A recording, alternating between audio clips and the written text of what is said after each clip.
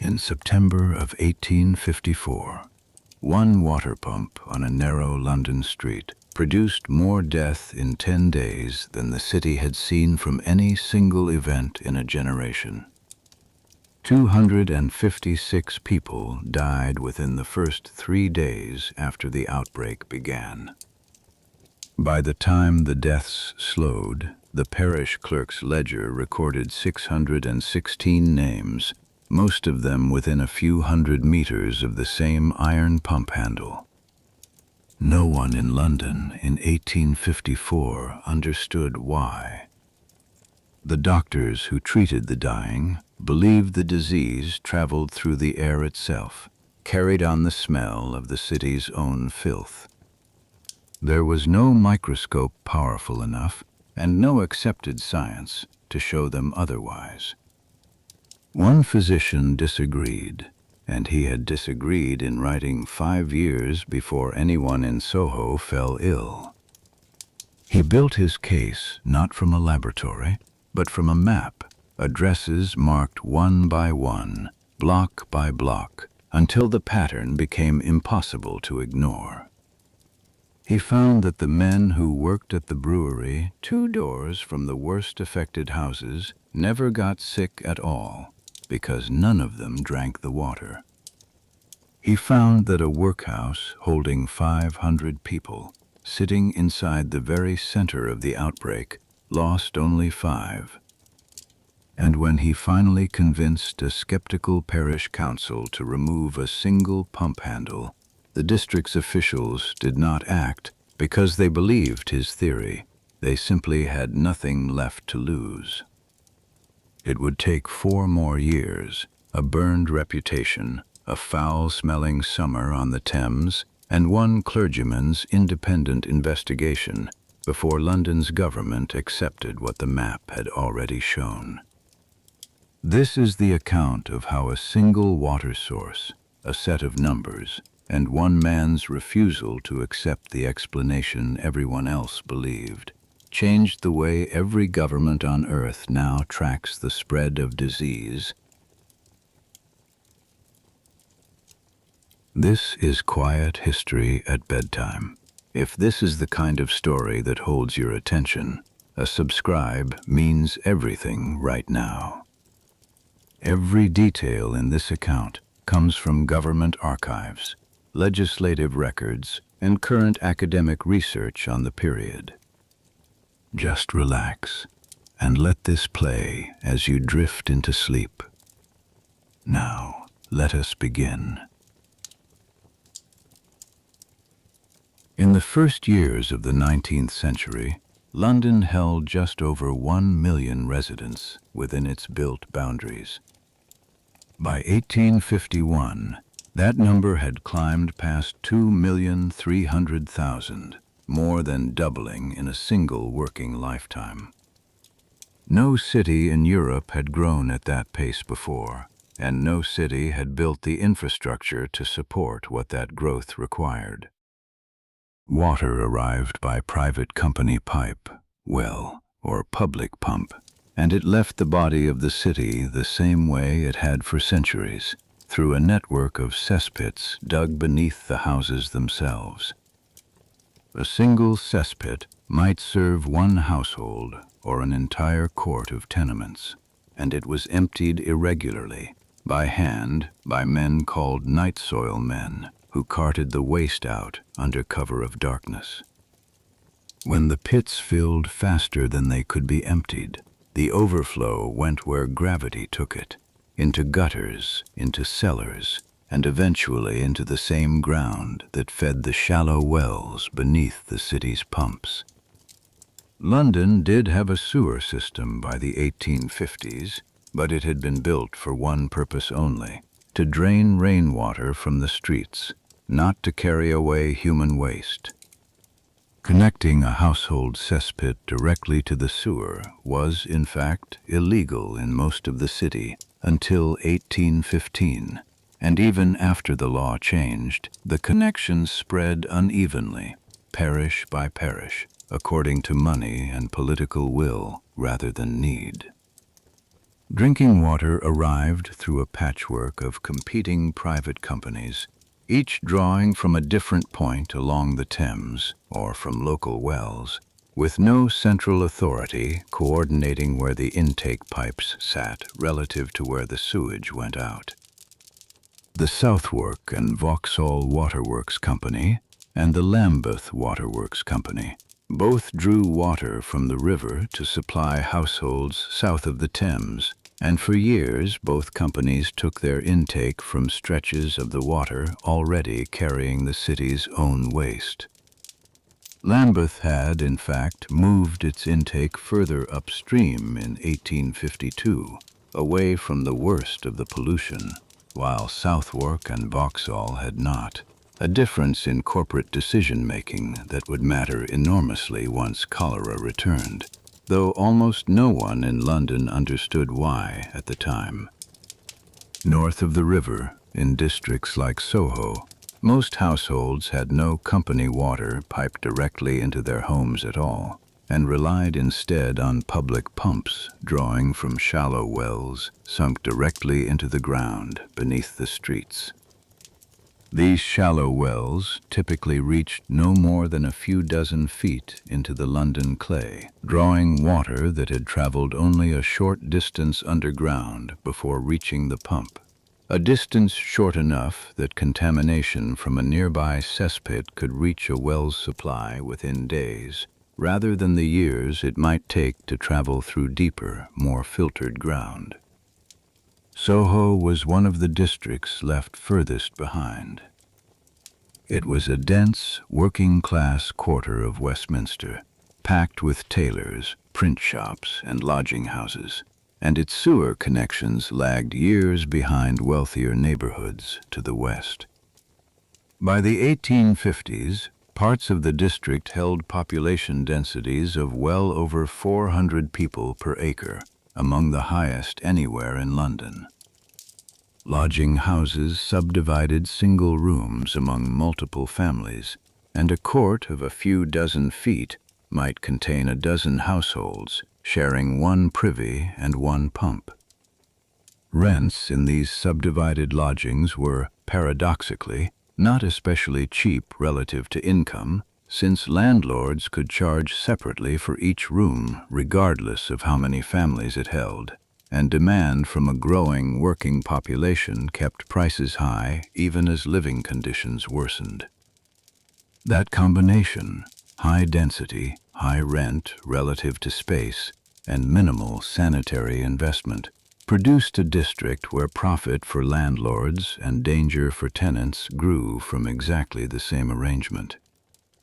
Underneath its streets sat some of the oldest and most poorly maintained cesspits in the city, many of them only feet away from the same wells residents used for drinking water. This was the physical condition of the ground beneath Soho in the summer of 1854, a district where waste and water occupied the same soil, separated only by a few feet of brick and clay that no one had inspected in years.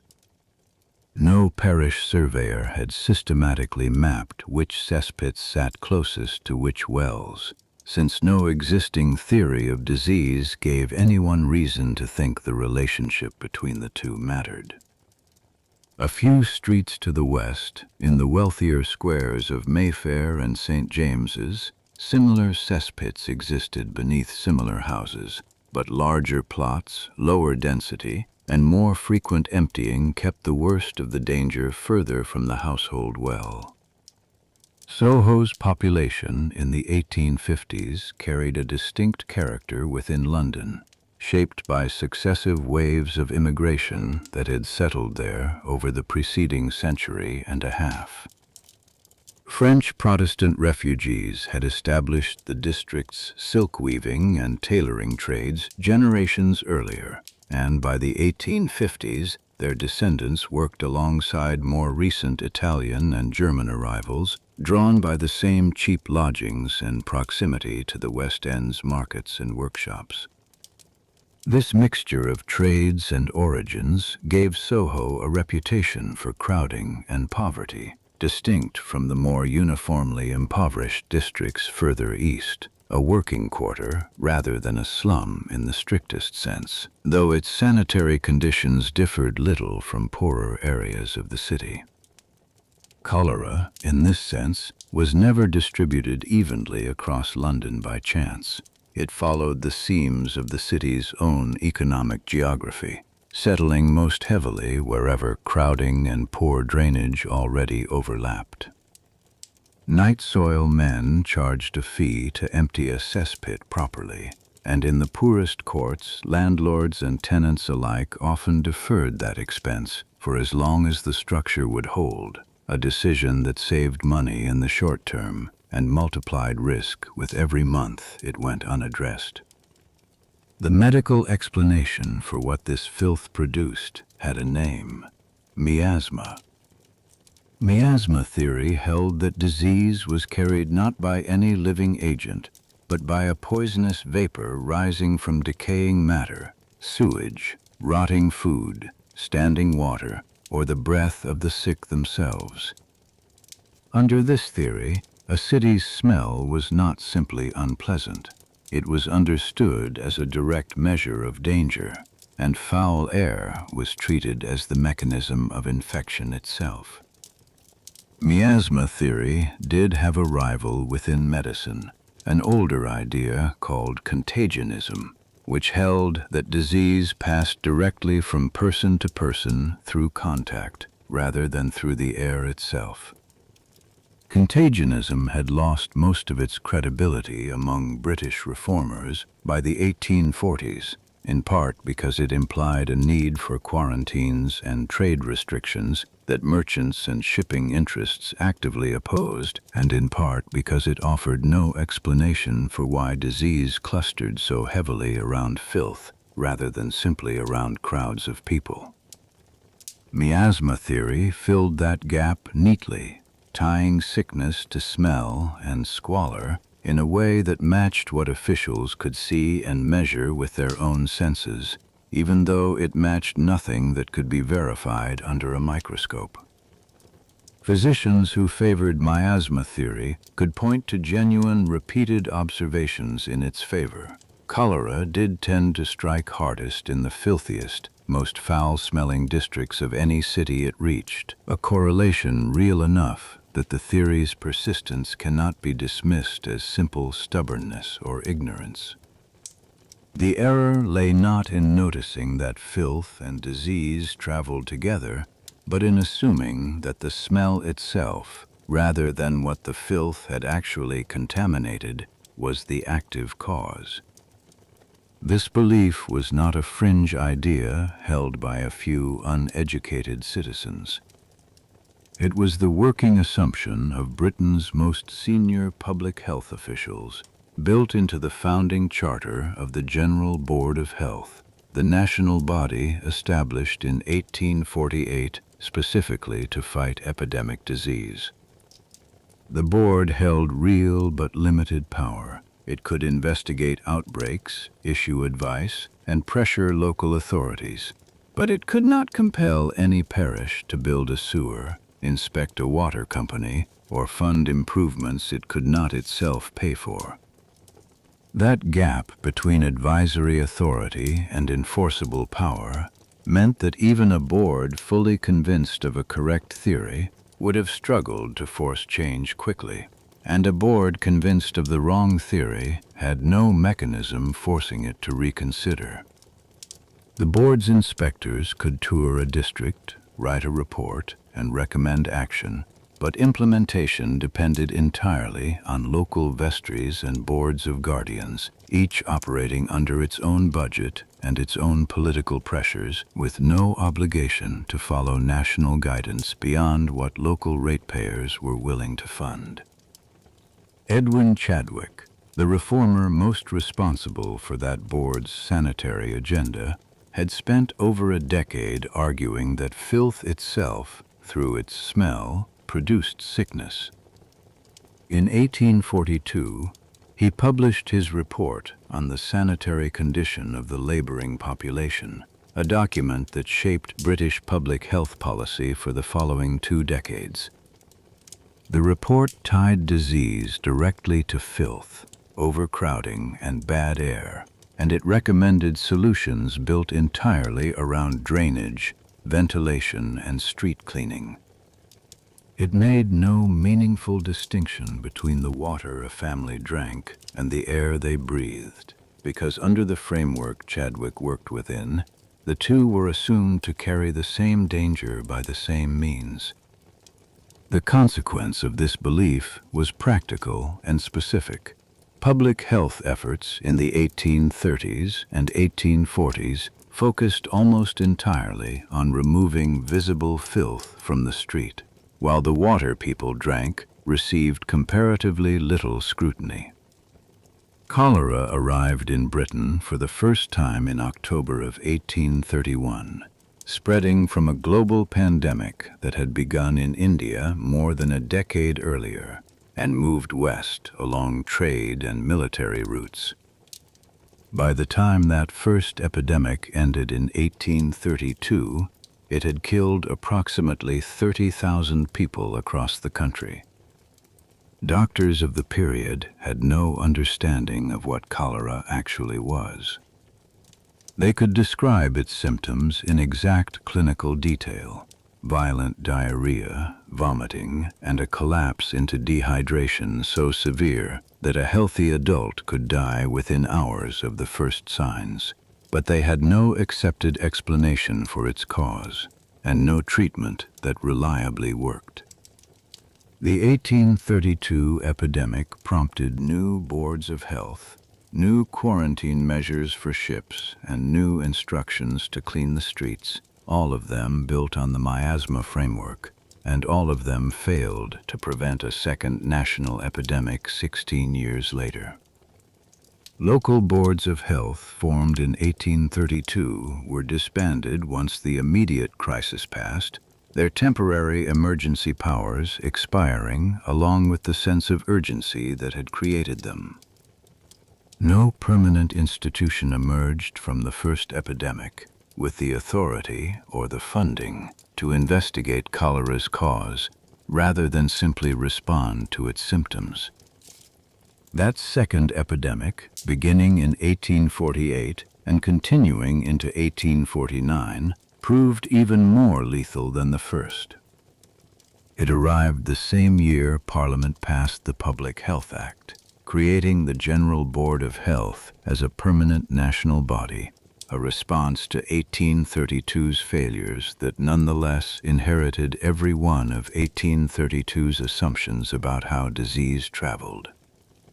By the close of 1849, official registers for England and Wales recorded approximately 53,000 deaths attributed to cholera, nearly double the toll of the previous outbreak. London alone accounted for a substantial share of that toll, with the poorest riverside parishes suffering mortality rates several times higher than wealthier districts further from the water. The interventions had changed little in the years between the two epidemics, because the underlying theory of transmission had not changed at all. Streets were swept, refuse was carted away, lime was scattered over visible filth, and officials congratulated themselves on visible improvement, while the water flowing from the pumps and the company pipes went almost entirely unexamined. It was in the middle of this second epidemic that one London physician published an idea that almost no one in his profession was prepared to accept. John Snow was born in York in March of 1813, the eldest of 9 children in a family of modest means. At 14, he left home to become a surgical apprentice under William Hardcastle in Newcastle upon Tyne, a common path into medicine for a boy without family wealth or university connections. His apprenticeship placed him in exactly the right place, at exactly the wrong time, in the most useful sense a young doctor could ask for. In 1831, cholera reached the coal fields north of Newcastle, and Snow, still a teenage apprentice, was sent to treat miners at the Killingworth colliery during the first wave of the disease ever to strike Britain. Mining communities of the period lived under conditions not unlike Soho's own: dense housing, shared water sources, and sanitation left almost entirely to individual households to manage as they could afford. Snow spent weeks moving between miners' cottages, watching the disease take healthy adult men and kill them within a single day, with no treatment available beyond what comfort could be offered while the body failed. He observed the illness directly, at its worst, years before he had the scientific training to explain what he was seeing. Snow continued his medical education in London through the 1830s and 1840s, eventually building a respected private practice and gaining a reputation in an entirely different field, the developing science of anesthesia, where he became one of the country's leading practitioners of chloroform administration. His success in anesthesia gave him financial independence and professional credibility, both of which he would need for the argument he was about to make. In 1853, Snow administered chloroform to Queen Victoria during the birth of Prince Leopold, a commission that placed him at the summit of his profession's respectable technical wing. That reputation gave him a standing few outsider theorists could claim. He was not a fringe figure shouting from beyond the profession, but a physician whose competence the medical establishment already recognized in one field, even as it dismissed his ideas in another. Snow was known among colleagues for a personal discipline unusual for his era. He practiced vegetarianism for a portion of his adult life and avoided alcohol entirely, choices he tied publicly to his belief in careful, evidence-based health practice rather than social custom. That same discipline shaped his approach to cholera. Where other physicians reasoned from theory outward, Snow insisted on tracing every claim back to an observable case. In 1849, in the direct aftermath of that year's cholera epidemic, Snow published a short essay titled "On the Mode of Communication of Cholera." In it, he proposed that cholera was not carried by air at all, but by a specific poison, transmitted through contaminated water and food that multiplied inside the human digestive system and passed from the sick to the healthy through what the body expelled. He had no microscope capable of showing this agent, no laboratory culture to display, and no accepted mechanism to offer beyond the pattern of the outbreaks themselves. The medical establishment's response was, for the most part, silence. The essay sold poorly, drew little formal review, and changed no government policy. A handful of physicians read it with interest, and a smaller number wrote to Snow privately expressing agreement, but none held positions of enough influence to move the theory from private correspondence into public policy. The Lancet, the most widely read medical journal in the country, gave the essay only passing notice, treating it as one interesting hypothesis among many rather than a serious challenge to established thinking. Part of the resistance was structural rather than personal. Confirming Snow's theory would have required acknowledging that London's own water companies, some of them well-connected and profitable enterprises, were distributing a lethal product to paying customers. Rejecting it, by contrast, cost the medical establishment nothing and required no one in a position of power to change how the city's water was sold. Chadwick's sanitary program continued exactly as before, built on air and filth rather than water, and the General Board of Health saw no reason to reconsider an approach that had, after all, been endorsed by the country's leading reformers. Snow's theory sat unproven and largely unread for 5 years, resting entirely on reasoning rather than evidence anyone could see with their own eyes. What he needed was not a better argument. He needed a single outbreak, contained enough in space and time that its pattern could be traced address by address, death by death, until the water itself could not be ignored.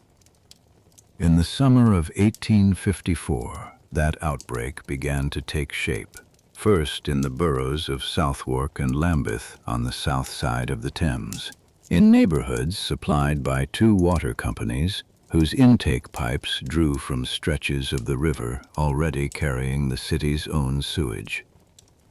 Cholera moved through those districts through July and into August, killing steadily but without yet producing the kind of sudden, violent spike that could make its cause undeniable.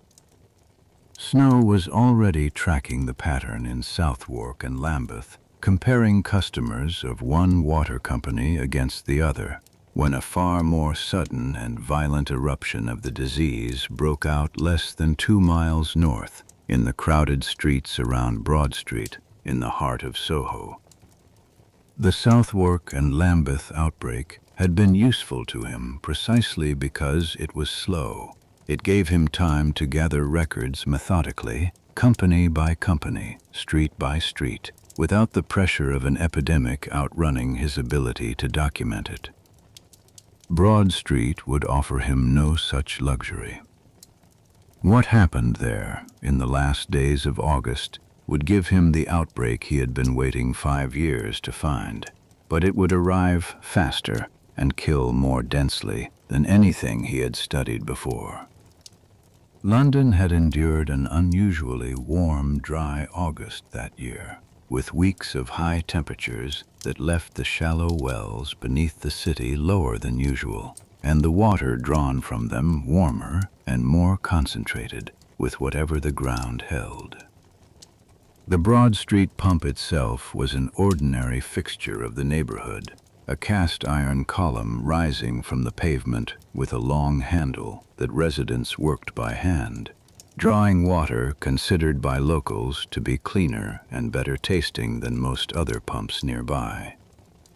That reputation for good taste was, in the most literal sense, about to prove fatal. The same shallow well that gave the water its favored flavor also sat close enough to the surrounding cesspits to draw whatever leached through the surrounding clay. On the night of August 31st, 1854, the pattern of cholera in London changed abruptly. Until that point, the disease had moved through Southwark and Lambeth at a steady, grinding pace, killing dozens each week, but following no sudden spikes. In Soho, cases had been rare through most of the summer, a handful of deaths scattered across July and early August, nothing that distinguished the district from any other poor quarter of the city. Within hours of that night, that pattern broke completely. Residents later recalled the first signs, less as a single dramatic event than as a series of small, unremarkable moments that only made sense afterward. A neighbor's child too sick to play, a shopkeeper closing early, a woman fetching water for a sister who could not leave her bed. By the morning of September 1st, residents around Broad Street were falling ill in numbers no one in the district had seen before, and by September 3rd, just 3 days after the first deaths, 127 people living in the streets immediately surrounding Broad Street were dead. The speed of the outbreak outpaced anything London's medical infrastructure was prepared to handle. Middlesex Hospital, the nearest institution capable of treating cholera patients, began receiving cases faster than its wards could absorb them, and physicians across the district found themselves treating dozens of patients a day with methods that had shown no reliable success in any previous epidemic. The hospital had set aside a cholera ward earlier in the year as a precaution, anticipating a return of the disease after reports of outbreaks elsewhere in England. But no one on its staff had anticipated a surge of this speed arriving from a single, tightly bounded neighborhood. Within the first week, that ward was full, and additional beds were arranged in corridors and any available room the building could spare.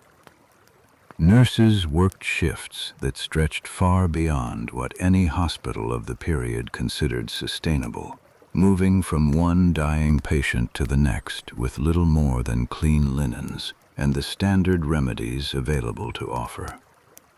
The standard treatments of the period addressed only the symptoms of dehydration, never its cause. Opium was given to slow the violent diarrhea, chalk mixtures to settle the stomach, brandy to stimulate a failing pulse. None of it touched whatever was actually killing the patient, because no one treating these patients yet understood what that cause was. A patient who appeared healthy at breakfast could be dead by nightfall. Contemporary accounts describe the disease's progression from first symptom to death in as little as 12 hours in its most severe cases. One of the first physicians to formally note the unusual severity of the outbreak was a local doctor practicing near Broad Street, who reported an alarming cluster of cases to parish authorities within the first 2 days, well before the Registrar General's citywide figures caught up with what residents were already witnessing on their own street. His early warning moved slowly through the layers of parish and district administration, arriving at a moment when there was little any authority could do beyond record what was already happening. Doctors themselves were not spared simply because they treated, rather than contracted the disease through any understood mechanism. Several physicians and district nurses working the Soho streets that September fell ill within days of beginning their rounds, a fact that only reinforced the miasma theory among those who survived. If foul air caused the disease, then anyone breathing it long enough near the sick was at risk, doctor and patient alike. Coffin makers in the district could not keep pace with demand, and undertakers began reusing handcarts to move multiple bodies at once toward overflowing parish burial grounds. The parish burial ground nearest Broad Street, already strained by ordinary mortality, filled its available plots within the first 2 weeks of September, forcing officials to arrange overflow burial space in cemeteries further from the district. Grave diggers worked through the nights to keep pace, and parish records from the period show burial fees waived or deferred for families who could not pay, a quiet acknowledgement from local officials that the scale of death had outrun the ordinary machinery of the parish economy.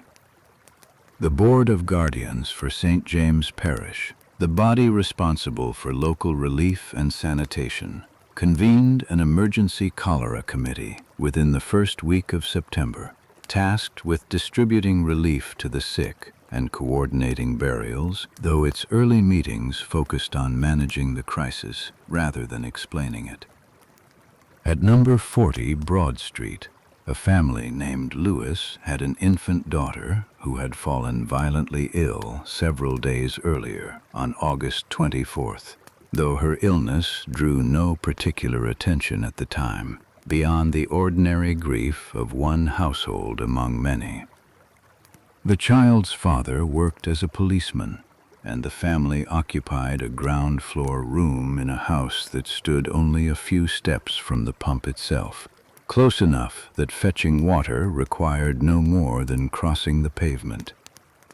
The mother, following ordinary practice of the time, rinsed the infant's soiled diapers in a bucket of water that was later emptied into a cesspool at the front of the house, a cesspool that sat less than 3 feet from the well shaft feeding the Broad Street pump. The infant died on September 2nd, one death among what would soon become hundreds, her case registering at the time as nothing more than another entry on a lengthening list. No one in the household understood any connection between that act and the sickness spreading through the surrounding streets, because in September of 1854, that connection did not yet exist for anyone in London. By September 10th, 10 days after the outbreak began, more than 500 people in the immediate vicinity of Broad Street had died. The pace of dying through that first week and a half outstripped even the worst days of the 1832 and 1849 epidemics measured street by street, a concentration of mortality that struck contemporary observers as unlike anything London had experienced within so confined an area. Those who could leave did. Entire households abandoned their lodgings within days, taking only what they could carry, and shopkeepers along Broad Street and the surrounding streets closed their doors and left the district emptied in a way contemporaries described as unprecedented for the area.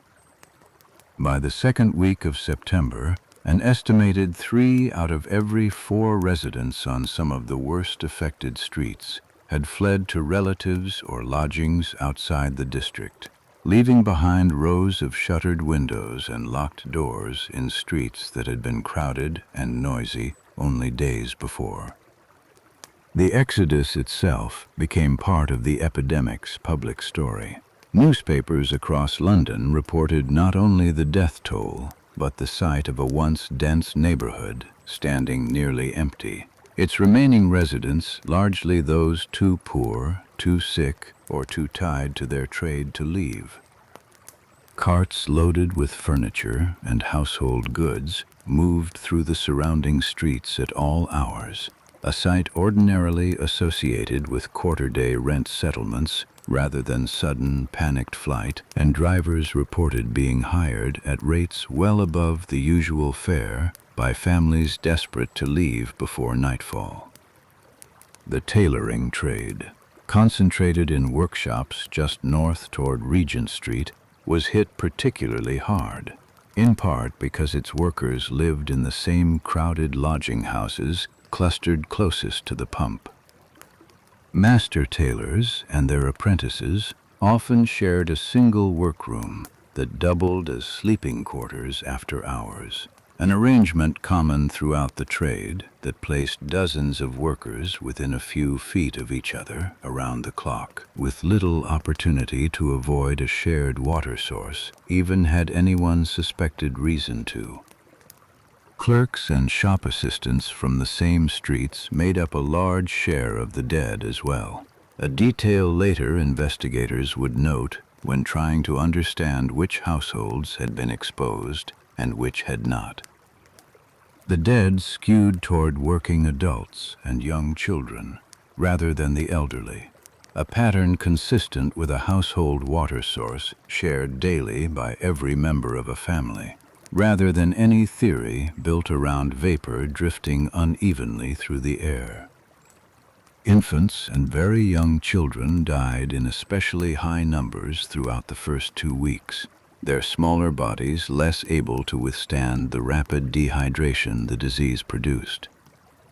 Elderly residents who remained largely housebound, drawing water less frequently or relying on younger relatives to fetch it for them, sometimes escaped illness even while sharing a roof with those who died, an inconsistency that meant little to anyone studying the outbreak in the moment, but that would later become one more thread in the pattern snow was quietly assembling.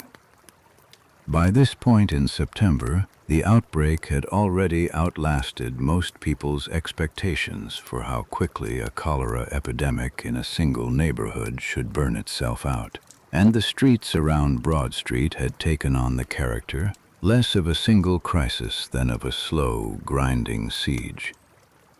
By the time deaths were finally tallied at the end of September, The outbreak had killed 616 people, the overwhelming majority of them within the boundaries of St. James Parish, with a smaller number in neighboring St. Anne's Parish and a single recorded death in St. George, Hanover Square. This concentration within a few streets, rather than a broad spread across the wider city, was itself unusual. Previous cholera epidemics in London had moved unevenly but widely, following the reach of contaminated water companies across entire boroughs, not clustering with this intensity around a handful of streets in a matter of days. The Times covered the outbreak's early days with the same language it had used for 1832 and 1849, describing overcrowding and foul smells as the likely culprits, and calling on parish authorities to redouble efforts at street cleaning and ventilation.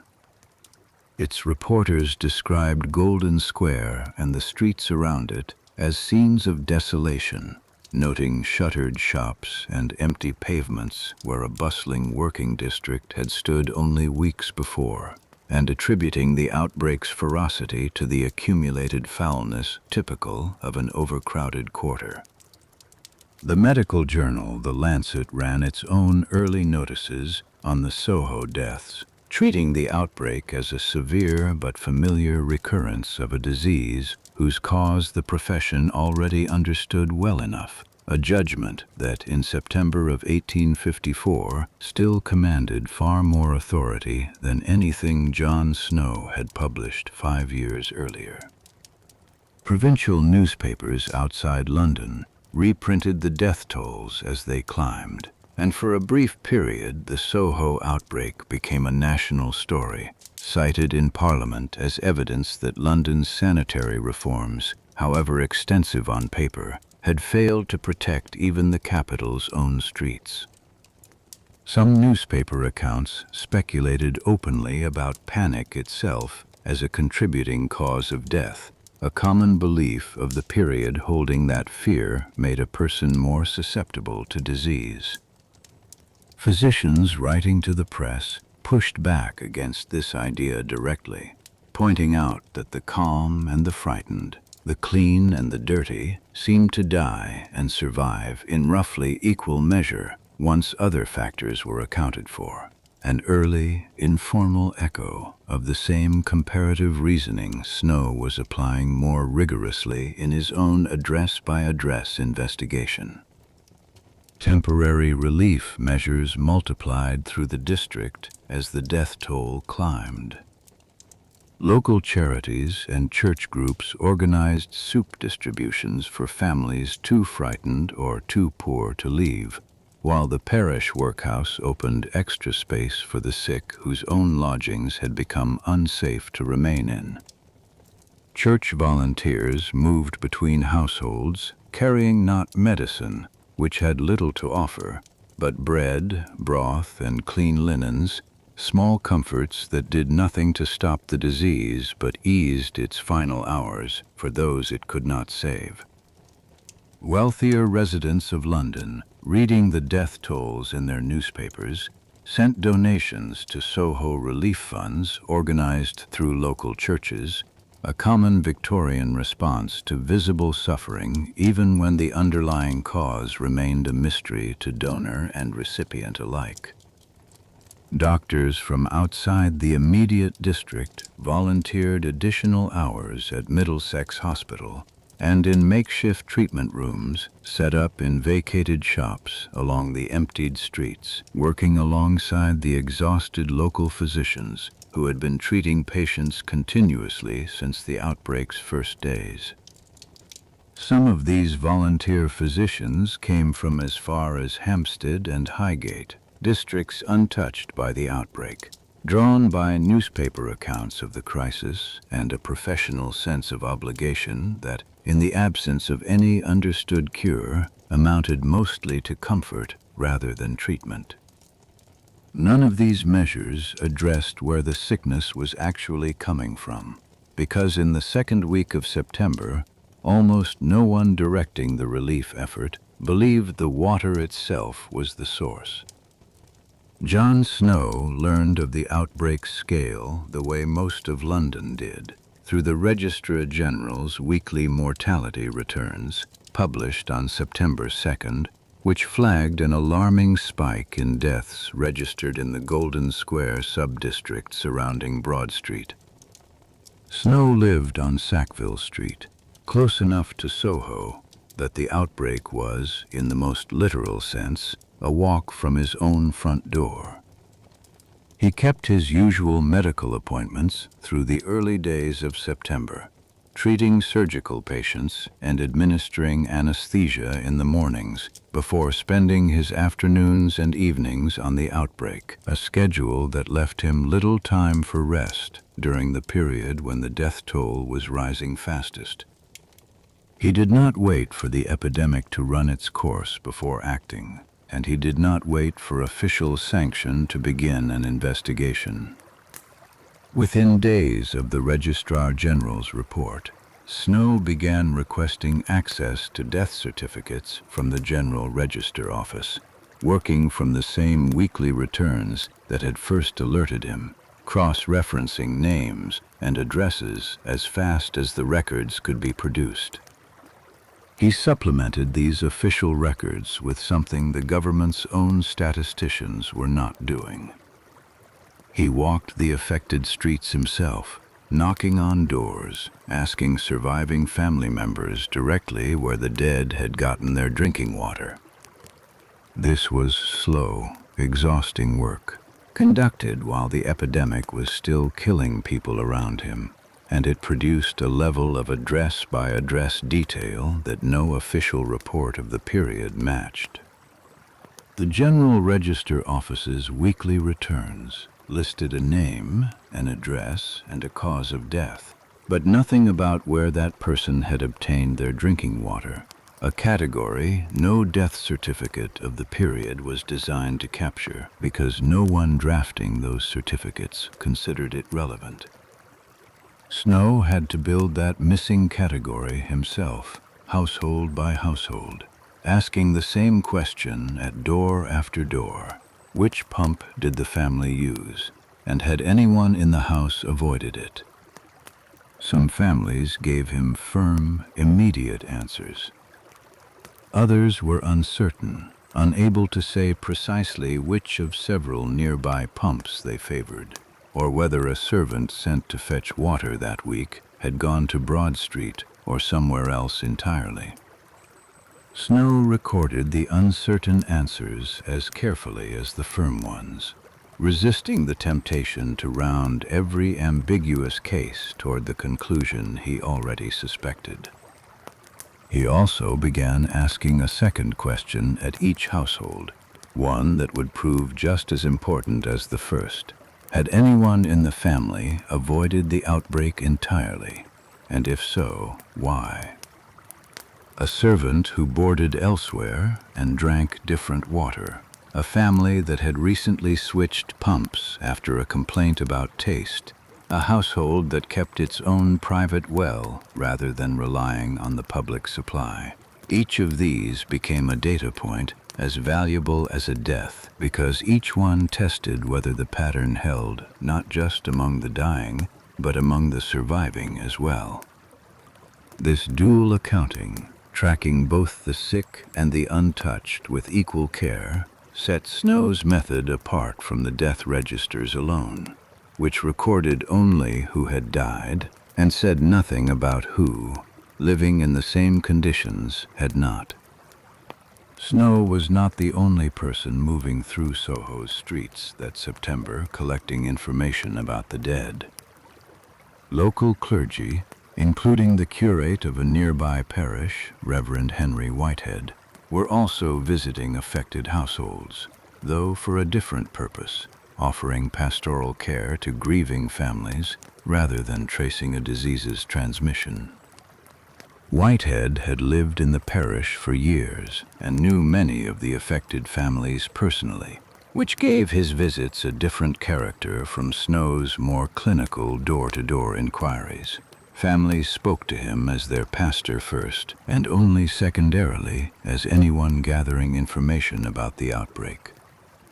He kept his own informal notes on the households he visited, recording deaths, illnesses, and, in passing, small details of daily life that seemed unrelated to the epidemic at the time.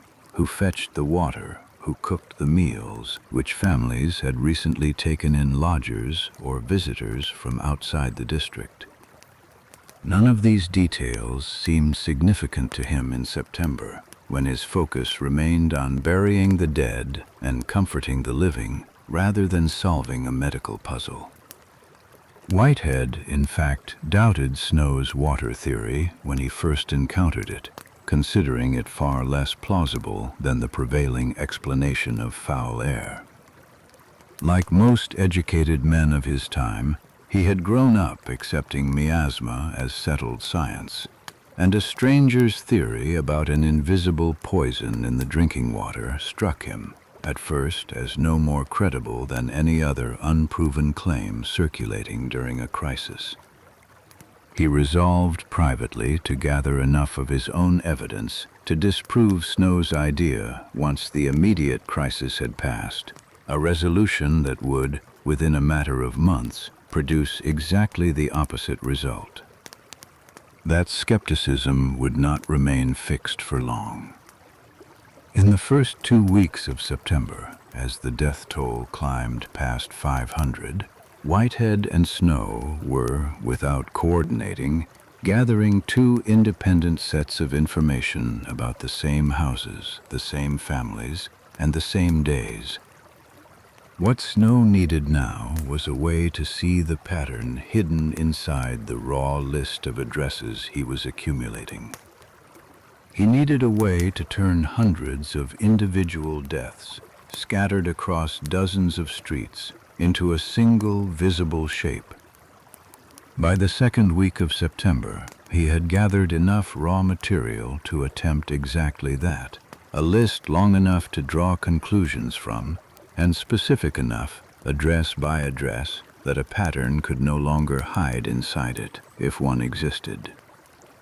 What remained was the work of laying that list onto a map of the district itself, street by street, pump by pump, until the shape of the outbreak either confirmed what he suspected or disproved it entirely. He had done this kind of comparative work before, in Southwark and Lambeth, weighing one water company's customers against another's over weeks of steady, grinding mortality.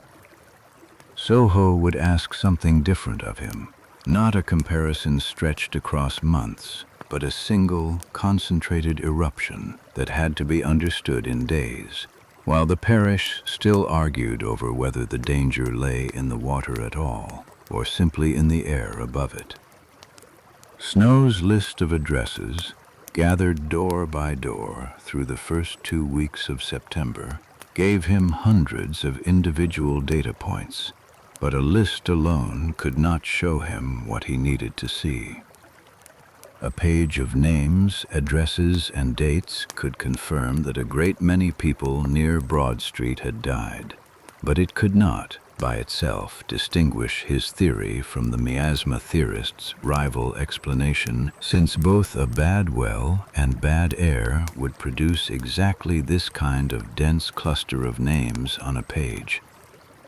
What he needed was a way to convert address and date into a shape visible at a glance, a shape that would either confirm his 5-year-old hypothesis or dissolve it under its own weight. He began by drawing a street map of the district, marking the location of every public pump within its boundaries.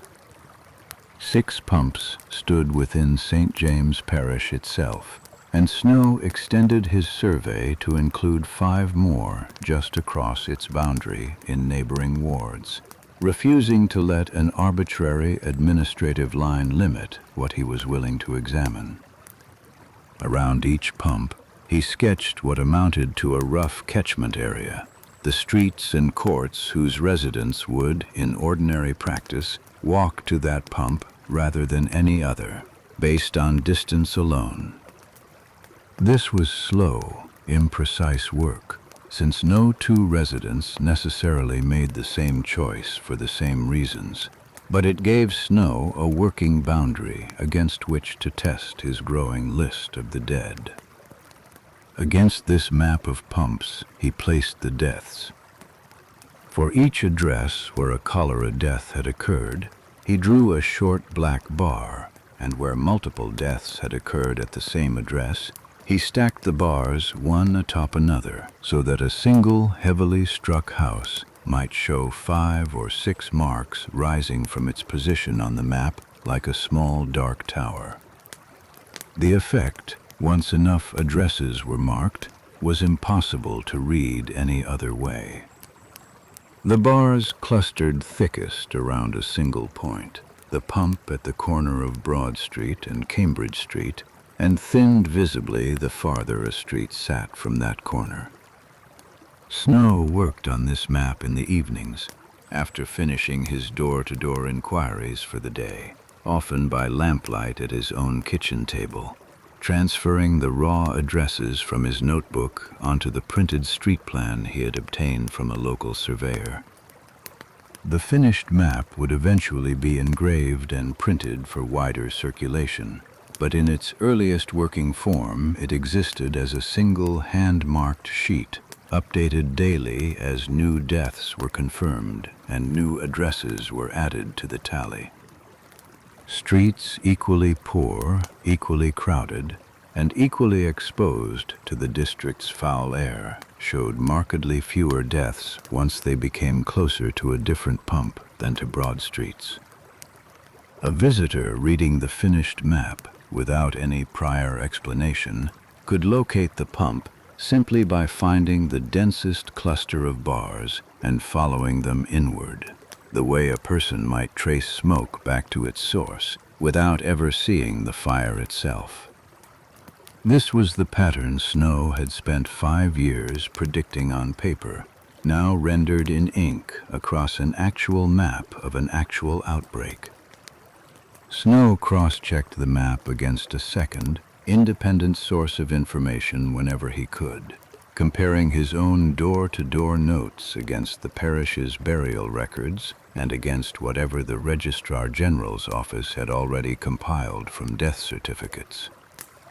Where the two sources disagreed on an address or a date, he treated the discrepancy as a problem to resolve, rather than a detail to smooth over, often returning to a household a second time to settle exactly when an illness had begun and which water the family used that week. This kind of repeated verification was unusual for an investigation conducted by a single physician working largely on his own time, without any formal budget or staff beyond the occasional assistant.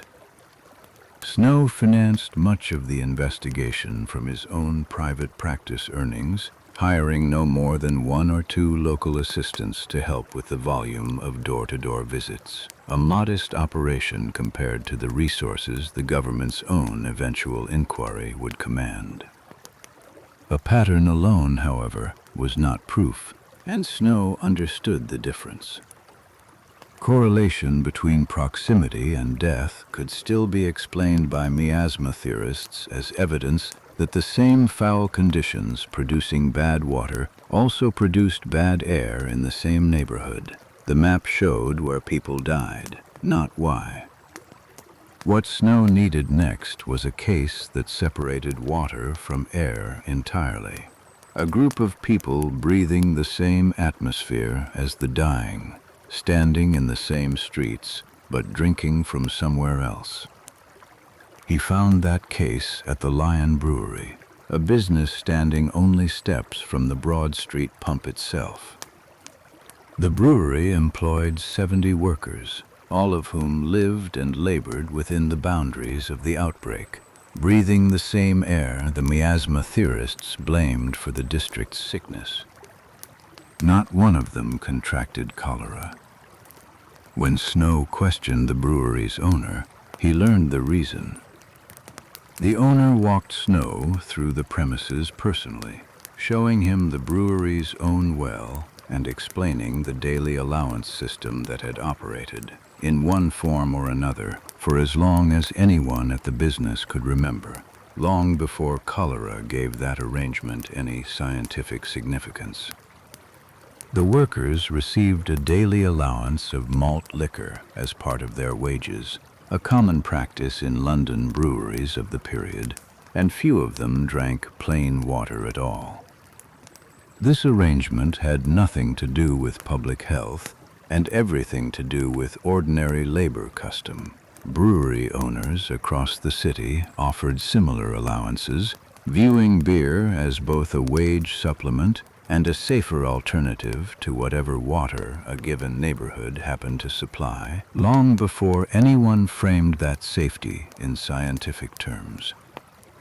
The brewery also maintained its own deep well on the premises, entirely separate from the public pump system, along with a connection to the New River Company's piped supply, giving its workers two sources of water untouched by whatever was seeping into the ground beneath Broad Street.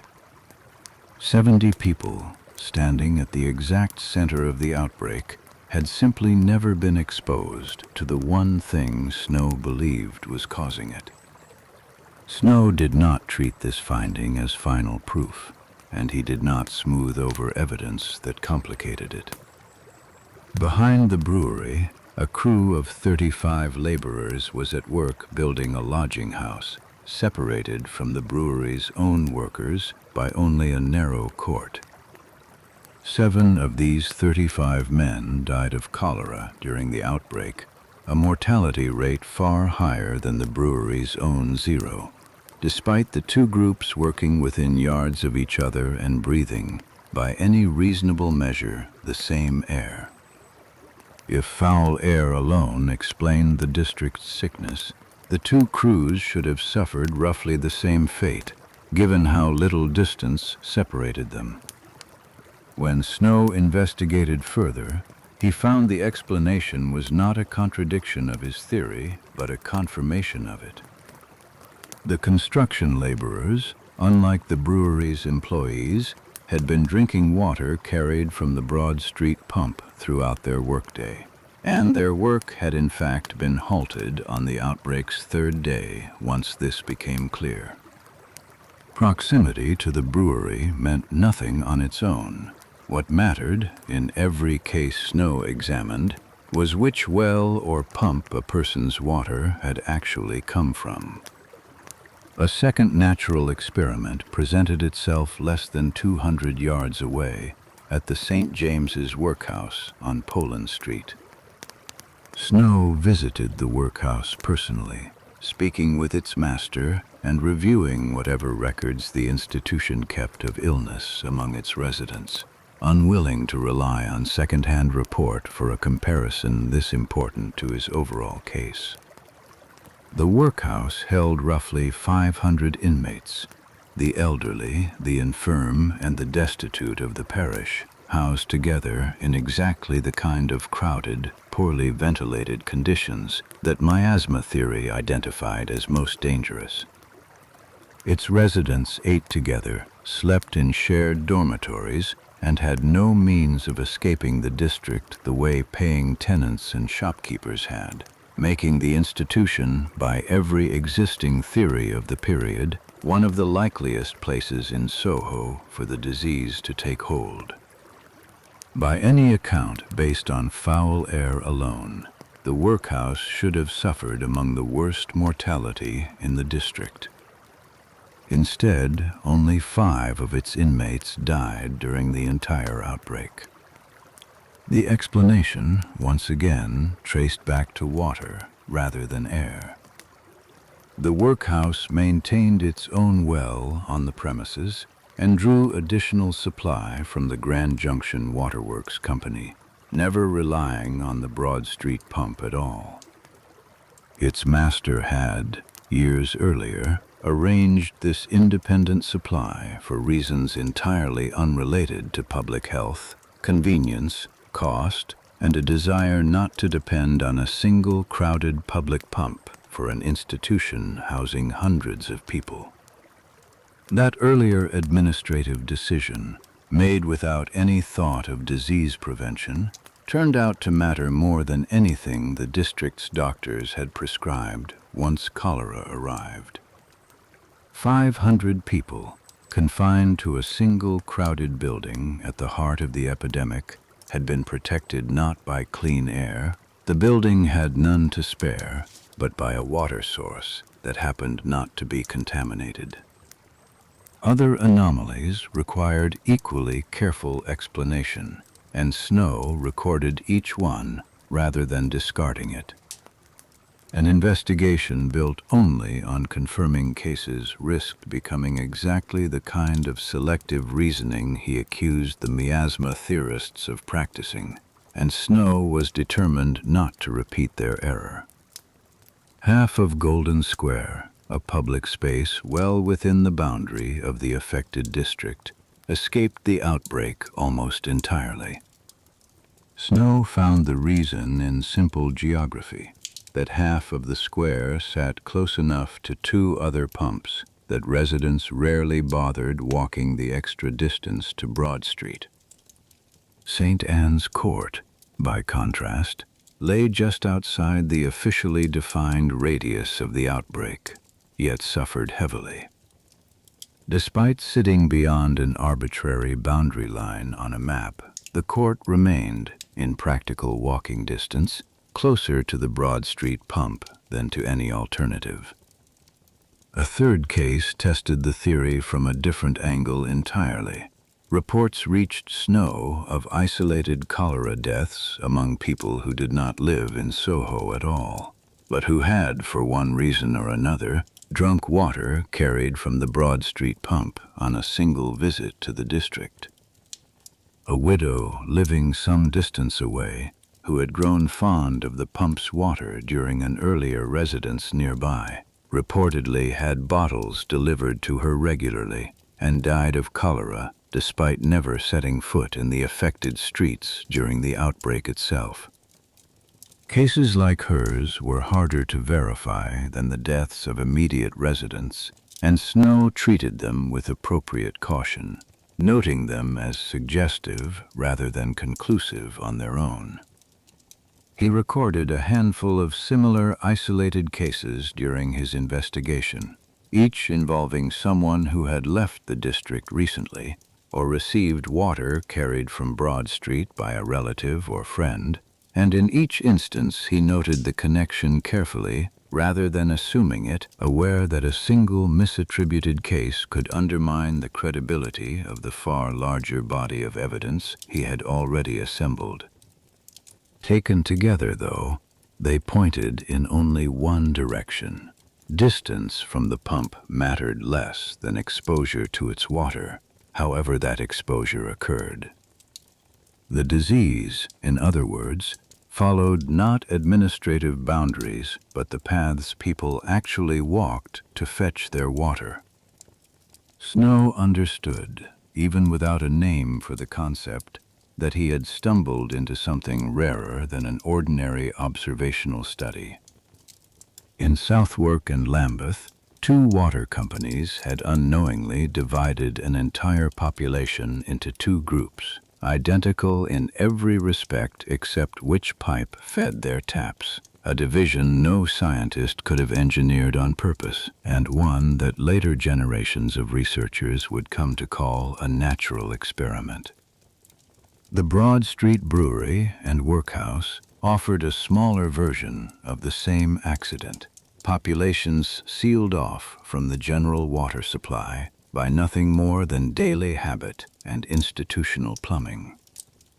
Snow recognized the value of these accidental divisions precisely because he had spent 5 years thinking about what kind of evidence could actually settle the question, rather than simply gathering whatever data happened to be easiest to collect.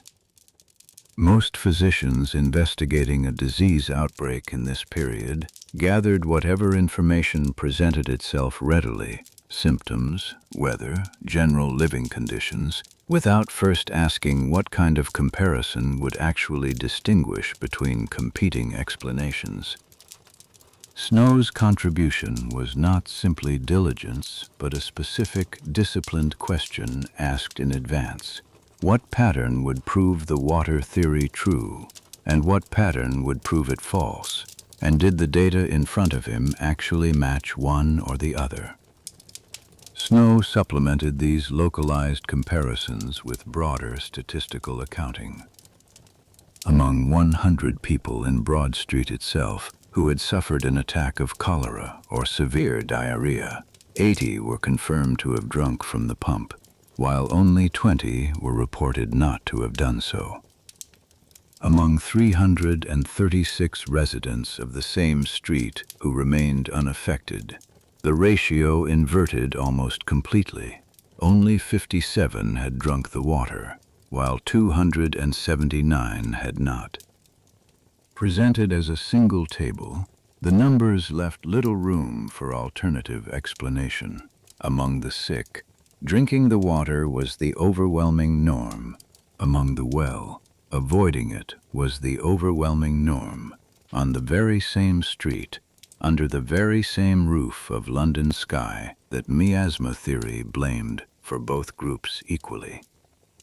Snow understood that a skeptical reader could still raise objections to any individual comparison. A brewery here, a workhouse there, a single street's ratio of drinkers to abstainers, but he had built his case deliberately across several independent tests rather than resting it on any one of them. If a critic dismissed the brewery as an unusual coincidence, the workhouse remained. If the workhouse seemed explainable by some other factor, the Broad Street ratios remained. And if all three together still seemed insufficient, the entirely separate Southwark and Lambeth comparison stood as a fourth, independent line of evidence built on a different population, a different water source, and a different span of time. The same street, the same air, the same filth by any measure miasma theory could offer, produced two starkly different outcomes depending on nothing but which water a household had chosen to drink. Snow examined the well water itself under a microscope, hoping to find some visible confirmation of what he suspected was multiplying inside it. He drew samples directly from the Broad Street pump on more than one occasion during the first week of September, comparing them against water taken from pumps outside the affected area that showed no such deaths clustered nearby.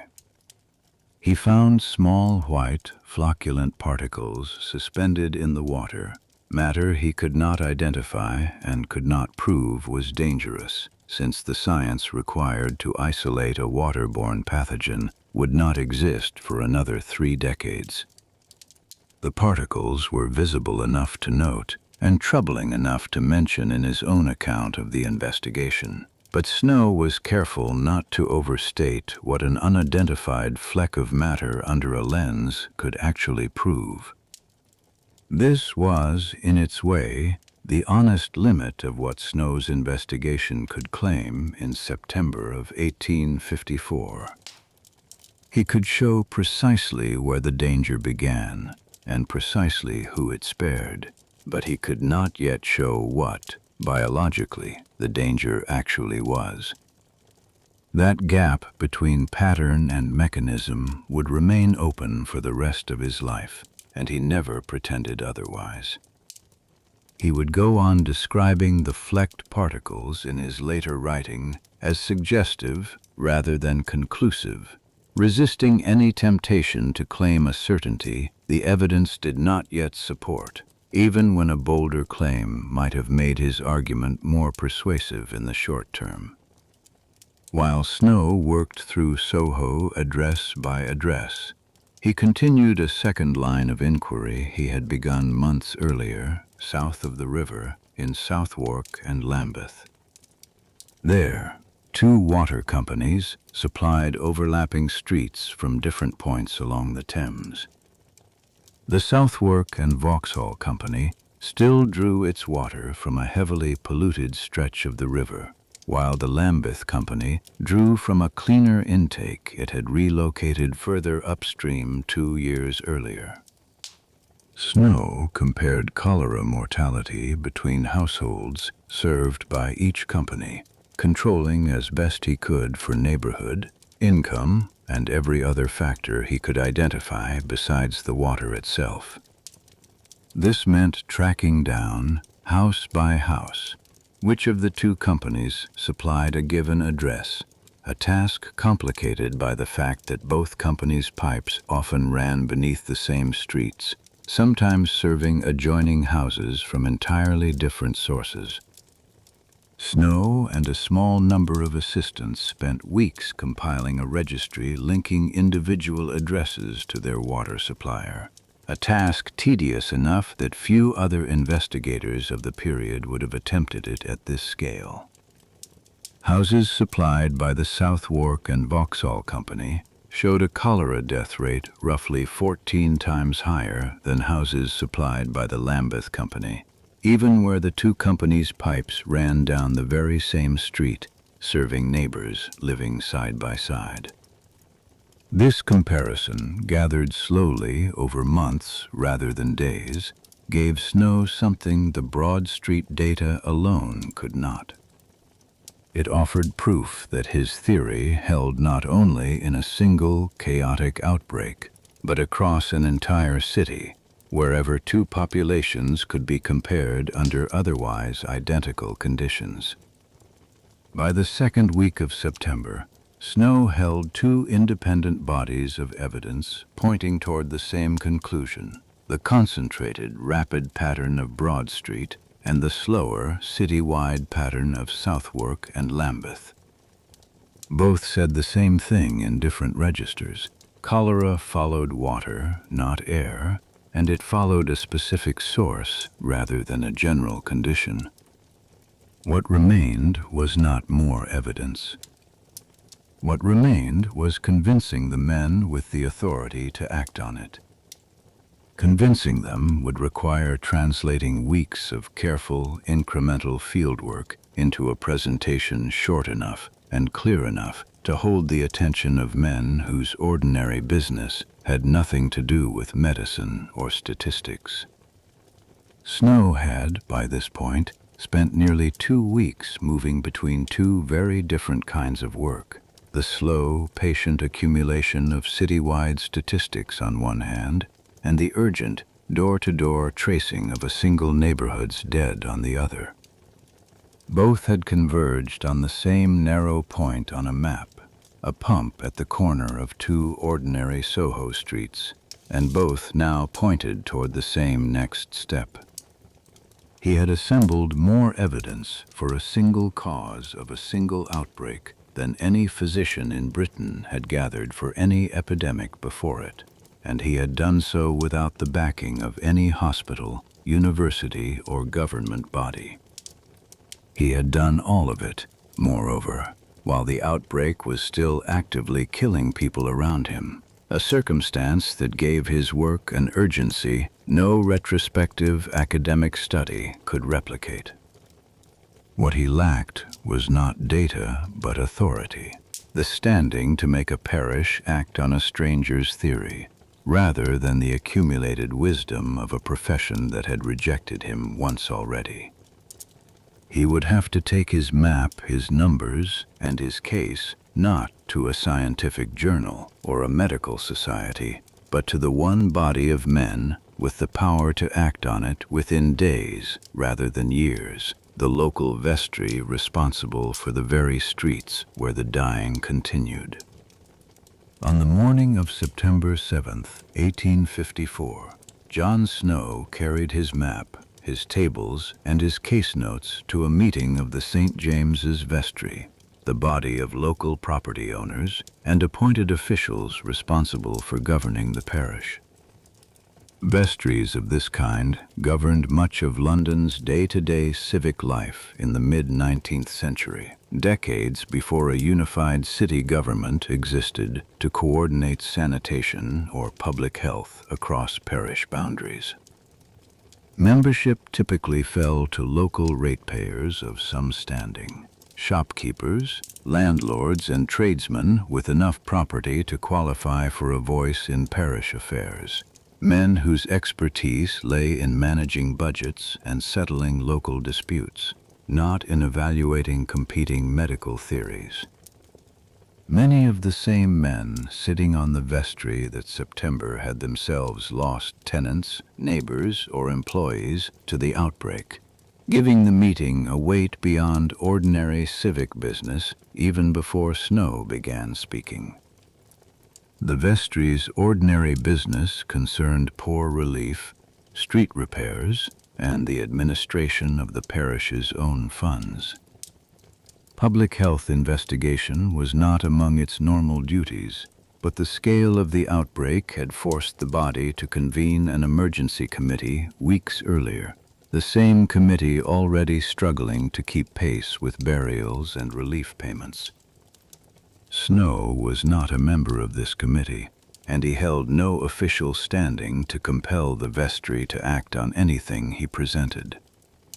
He arrived at the meeting as a private citizen requesting an audience, one item among several on a crowded agenda that also included routine matters of poor relief and property assessment entirely unrelated to the epidemic still unfolding a few streets away.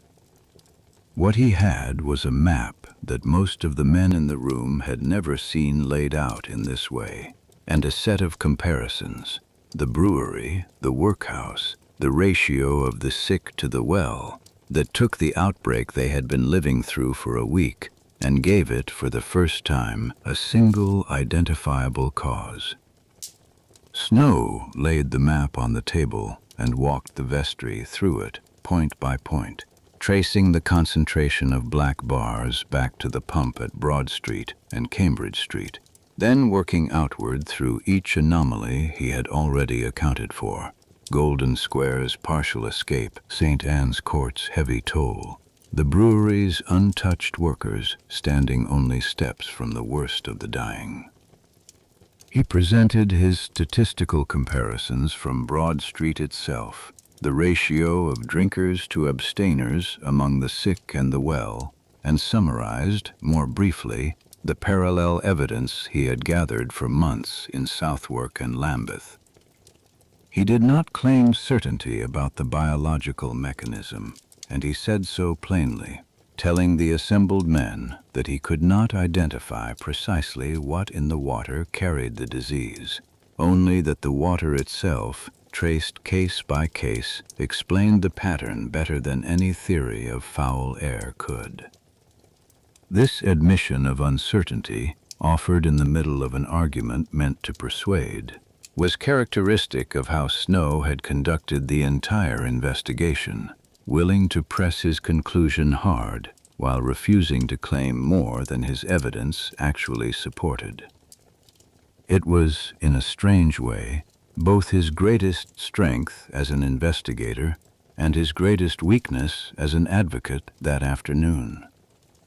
A man willing to overstate his case, to promise certainty he did not have, might have moved the vestry to more decisive action.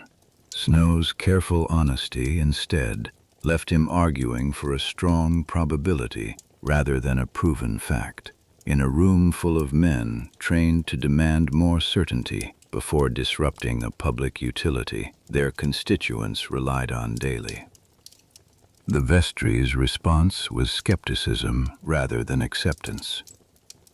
Most of the men in the room had grown up, like Reverend Whitehead, accepting miasma as the settled explanation for epidemic disease, endorsed by the General Board of Health and by nearly every recognized medical authority in the country. Snow's theory asked them to believe that an educated, largely invisible danger sat inside water that looked by every visible and olfactory measure perfectly clean, a harder claim to accept than one built on smell and filth anyone could recognize on sight. There was also a practical dimension to their resistance that had nothing to do with science. Acknowledging that a public pump had poisoned hundreds of the parish's own residents raised uncomfortable questions about who bore responsibility for inspecting that pump in the first place. Questions the vestry had every incentive to avoid if a less accusatory explanation remained available. The pump had, after all, stood on parish-maintained ground for years, drawing praise from residents for the very quality of its water, and no one on the vestry relished the prospect of explaining why a well the district had trusted for a generation had apparently been sitting beside a leaking cesspool the entire time. Several members pointed out, reasonably, that the outbreak already appeared to be subsiding on its own, and that removing the pump handle might simply take credit for a decline that was happening regardless of what anyone did. Snow did not dispute this possibility. Later, in his own writing, he acknowledged it directly. The epidemic's worst days had likely already passed by the time the vestry met, and no single intervention could honestly claim to have stopped a wave that was already breaking. That honesty, offered freely and without prompting, was itself unusual for a man arguing to be believed after 5 years of being ignored, and it stood in some contrast to the more confident, occasionally exaggerated claims later writers would make on his behalf. What tipped the vestry's decision was not conviction, but arithmetic of a different kind. Removing a pump handle cost nothing, inconvenienced a shrinking number of remaining residents who had other pumps within reach, and, if Snow happened to be right, might prevent whatever remained of the outbreak from continuing. The vestry's own emergency cholera committee, already overwhelmed by burials and relief payments, had little appetite for a prolonged debate over competing medical theories when a solution existed that required no funding, no construction, and no admission of prior wrongdoing beyond a single afternoon's inconvenience.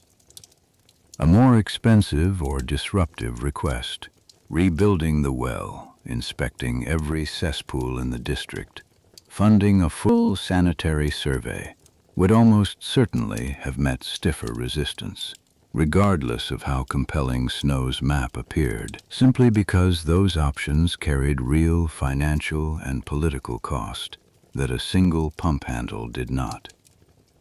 If Snow was wrong, the vestry lost nothing but a single afternoon's inconvenience for a district already emptied by flight and death.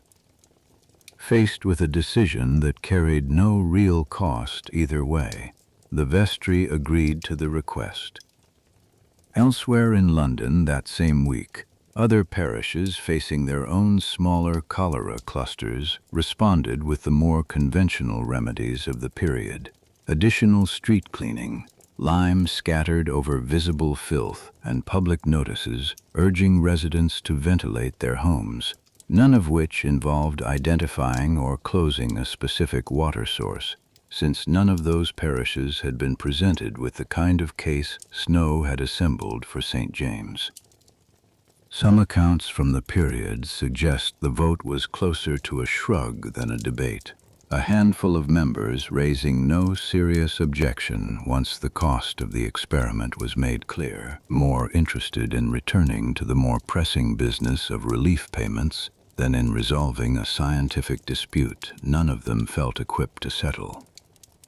The handle was removed from the Broad Street pump on the morning of September 8th, 1854, the day after Snow's presentation. Workmen unbolted the iron handle from its fitting and carried it away, leaving the pump standing but unusable, its long spout dry for the first time most residents could remember. The pump itself remained standing on the corner exactly as before, its cast iron column and stone trough unchanged, so that for weeks afterward it served as a strange, silent landmark, a familiar fixture of the street that residents now walked past rather than toward. Families who had drawn water from that corner for years now had to walk further, to pumps on nearby streets, an inconvenience many treated as a minor curiosity rather than a scientific milestone. Some residents grumbled about the extra distance, unaware that the short walk they now resented had likely been protecting whoever made it, while others, already weakened by grief or exhaustion after 2 weeks of burying neighbors, barely registered the change at all. A few households, out of habit or simple convenience, reportedly continued fetching water from other nearby sources that turned out, on closer inspection, to draw from wells not meaningfully different from the one just closed. A reminder that removing one contaminated pump did not, by itself, guarantee that every alternative source in the district was safe. Within days, the number of new cholera cases reported from the immediate vicinity of Broad Street continued its decline.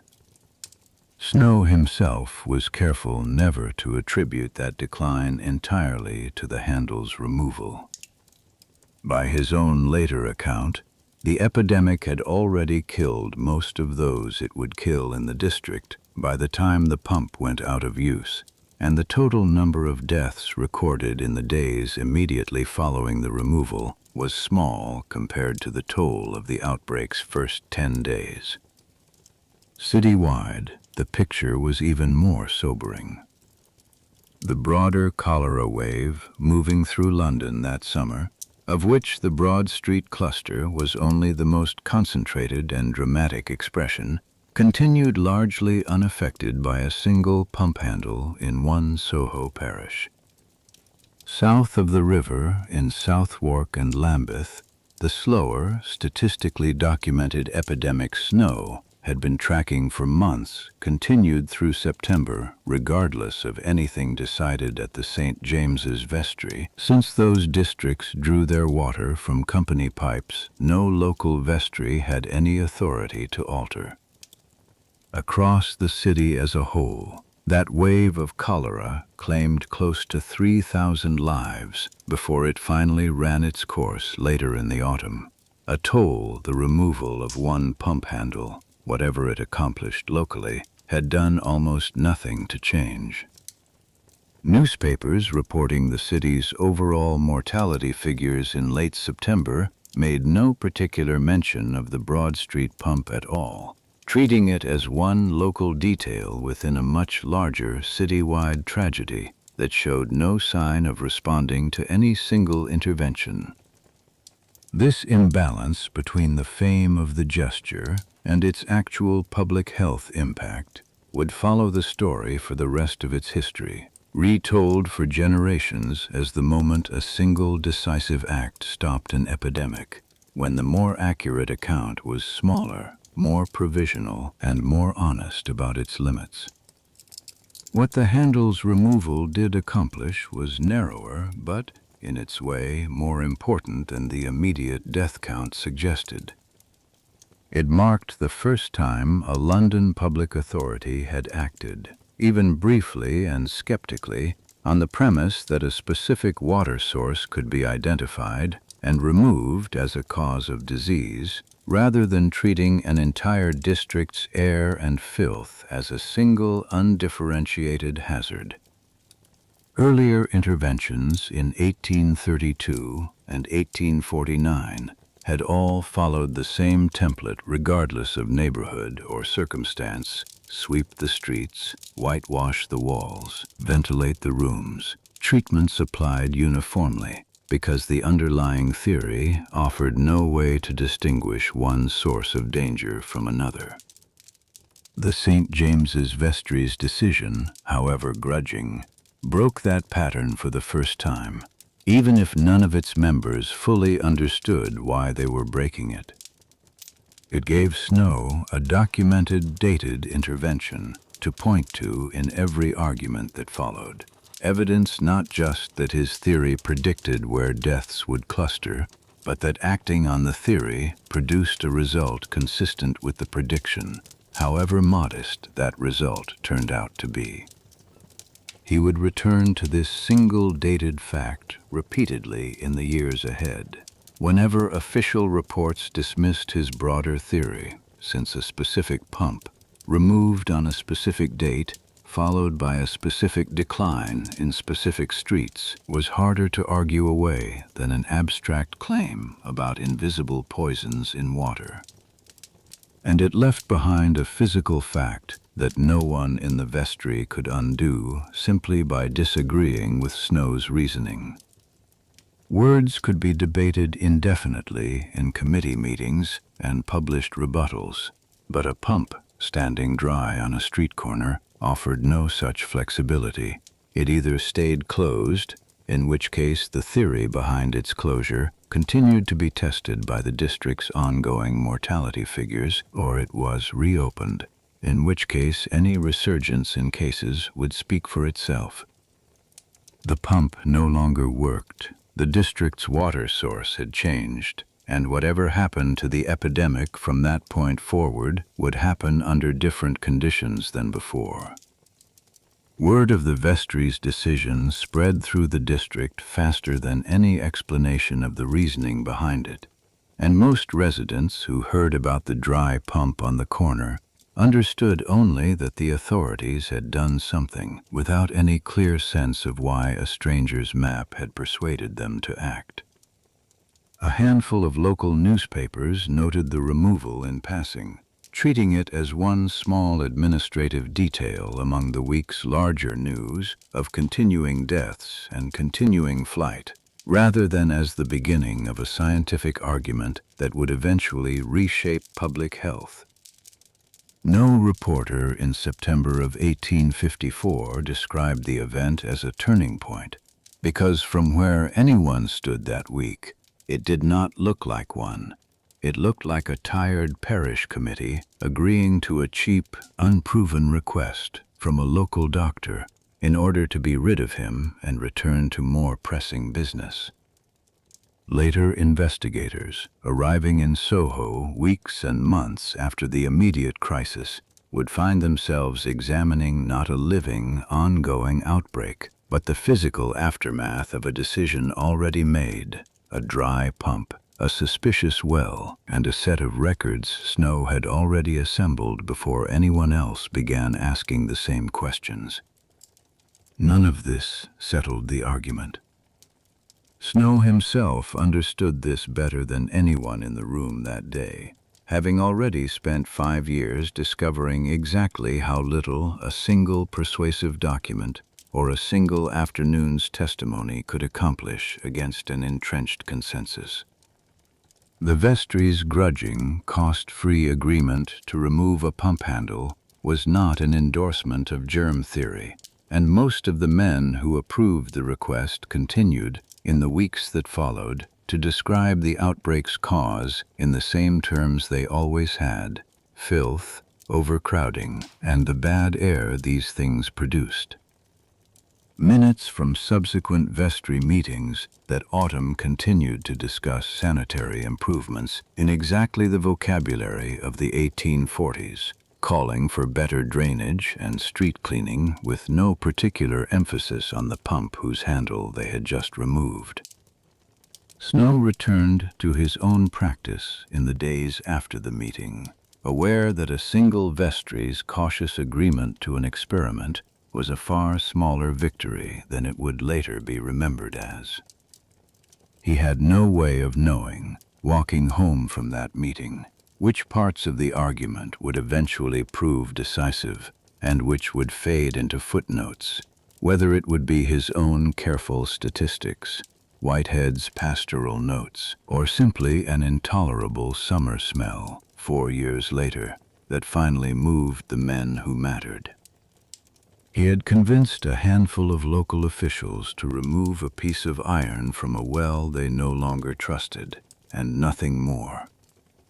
Whatever satisfaction he took from the decision was tempered by his own clear-eyed sense of how small a victory it actually represented against the scale of what remained unconvinced. 5 years of being ignored had taught him not to mistake a single grudging concession for a settled argument, however much later generations would come to treat that September morning as a turning point. His medical practice continued alongside this work, and within weeks he was again administering chloroform to surgical patients across London. The cholera investigation folded into whatever hours his regular obligations left free. The medical establishment that had ignored his 1849 essay had not read his new evidence, had not reviewed his map, and had not been asked to change a single national policy as a result of what happened in Soho that week. Colleagues who encountered Snow socially in the weeks after the vestry meeting reported a man characteristically understated about what he had accomplished, more inclined to discuss the gaps still remaining in his evidence than to claim victory over a theory the profession had not yet abandoned. No formal government inquiry had yet examined his findings, and the General Board of Health, still committed to its own sanitary framework, had not so much as acknowledged that a London vestry had acted on an alternative theory of disease. Snow began preparing a fuller written account of the outbreak in the weeks that followed, intending to publish a more detailed second edition of his 1849 essay, complete with the map and the statistical tables he had assembled, a document that would take him the better part of the following year to complete. He worked on this manuscript alongside his ordinary medical duties, refining the map's design, checking his address lists against parish records a second and third time, and adding the Southwark and Lambeth comparisons as a second, independent line of evidence to sit beside the Broad Street findings. He corresponded during this period with a small number of sympathetic physicians and statisticians seeking feedback on his methods and, where possible, additional data that might strengthen the comparisons he intended to publish. He knew, from the vestry's own cautious reception, that a single persuasive afternoon would not be enough to change how London's medical establishment understood disease, and that only a complete, carefully documented account, open to scrutiny from anyone willing to check his numbers, stood any chance of outlasting the skepticism he had faced for 5 years already. The real contest over what had actually happened, and over what it meant for how London understood disease, was only beginning. It would be fought not in a single vestry meeting, but across years of competing investigations, official reports that reached the opposite conclusion, and one clergyman's quiet, independent search for the truth that would end up confirming everything Snow had argued and could not yet prove. That fight would unfold slowly, in fragments, across parish committee rooms, national board meetings, private correspondence, and eventually a summer so foul that argument itself would briefly become unnecessary. Snow could not have known, as he returned to his ordinary rounds that September, how many separate threads that fight would eventually require: a skeptical clergyman's private notes, a statistician's slow change of mind, and finally a stench over the Thames, severe enough to move Parliament where a decade of epidemic death had failed to. Reverend Whitehead, still unconvinced by Snow's theory when the pump handle came off, continued his own quieter rounds through the parish that autumn, visiting families less as an investigator than as a pastor tending to a wounded congregation. He did not yet know that his own careful notes, kept for reasons that had nothing to do with epidemiology, would eventually settle a question an official inquiry, already forming that same autumn, would prove unable to answer on its own. What began as one physician's stubborn insistence on tracing water rather than air would, over the following 4 years, become a contest fought across a parish committee, a national board of health, a clergyman's private investigation, and finally a summer so foul that Parliament itself could no longer look away. Within weeks of the pump's closure, a separate and far better funded inquiry was already forming. News of the outbreak's severity had reached national attention well before the vestry's own modest decision, and the General Board of Health, still smarting from criticism over its handling of the 1848 and 1849 epidemics, had every institutional incentive to be seen investigating a crisis of this scale thoroughly and visibly. The General Board of Health appointed a committee of physicians to investigate the Soho outbreak formally, tasked with producing an official explanation that carried government weight in a way Snow's private investigation never could. This committee included men with genuine expertise in sanitary science, and its inquiry was not conducted carelessly. Its members walked the affected streets repeatedly, inspected sewers and cesspools firsthand, and gathered testimony from residents, physicians, and parish officials over a period of weeks rather than days. Its work was funded and staffed at a scale Snow's private investigation could never match, drawing on surveyors, chemists, and clerks whose combined labor over several months exceeded anything a single practicing physician could contribute in his spare hours. The committee walked many of the same streets Snow had already walked, and in some cases interviewed the very same families, working from a broader mandate and a larger staff than any single physician could command on his own. Its members arrived already steeped in the assumptions of the General Board of Health that had appointed them, an institution built from its founding on the premise that filth and foul air, not water, produced epidemic disease.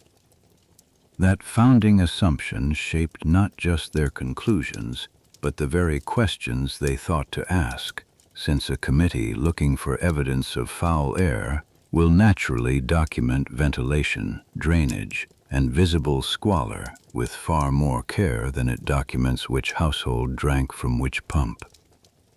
When the committee published its report later that year, it concluded that the outbreak had resulted from miasmatic influences rising from accumulated filth, poor sewer ventilation, and overflowing cesspools throughout the district, rather than from any single contaminated water source.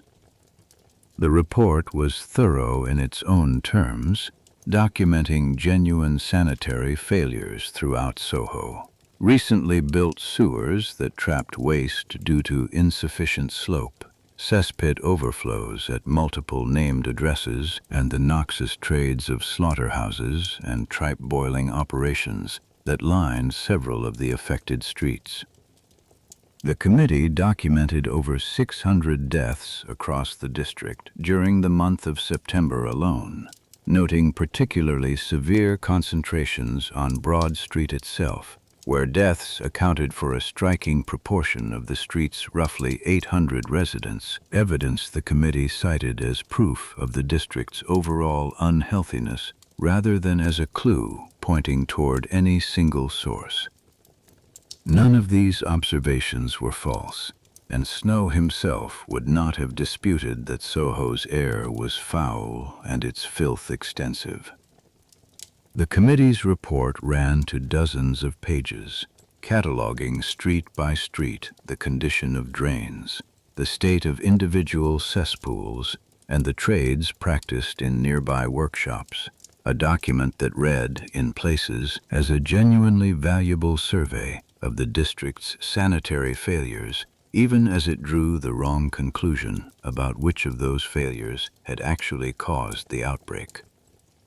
What the committee's framework could not do was explain why a shared atmosphere had spared the brewery's 70 workers while killing dozens on the very same block. or why 500 residents of the workhouse had survived within the densest cluster of death in the entire city.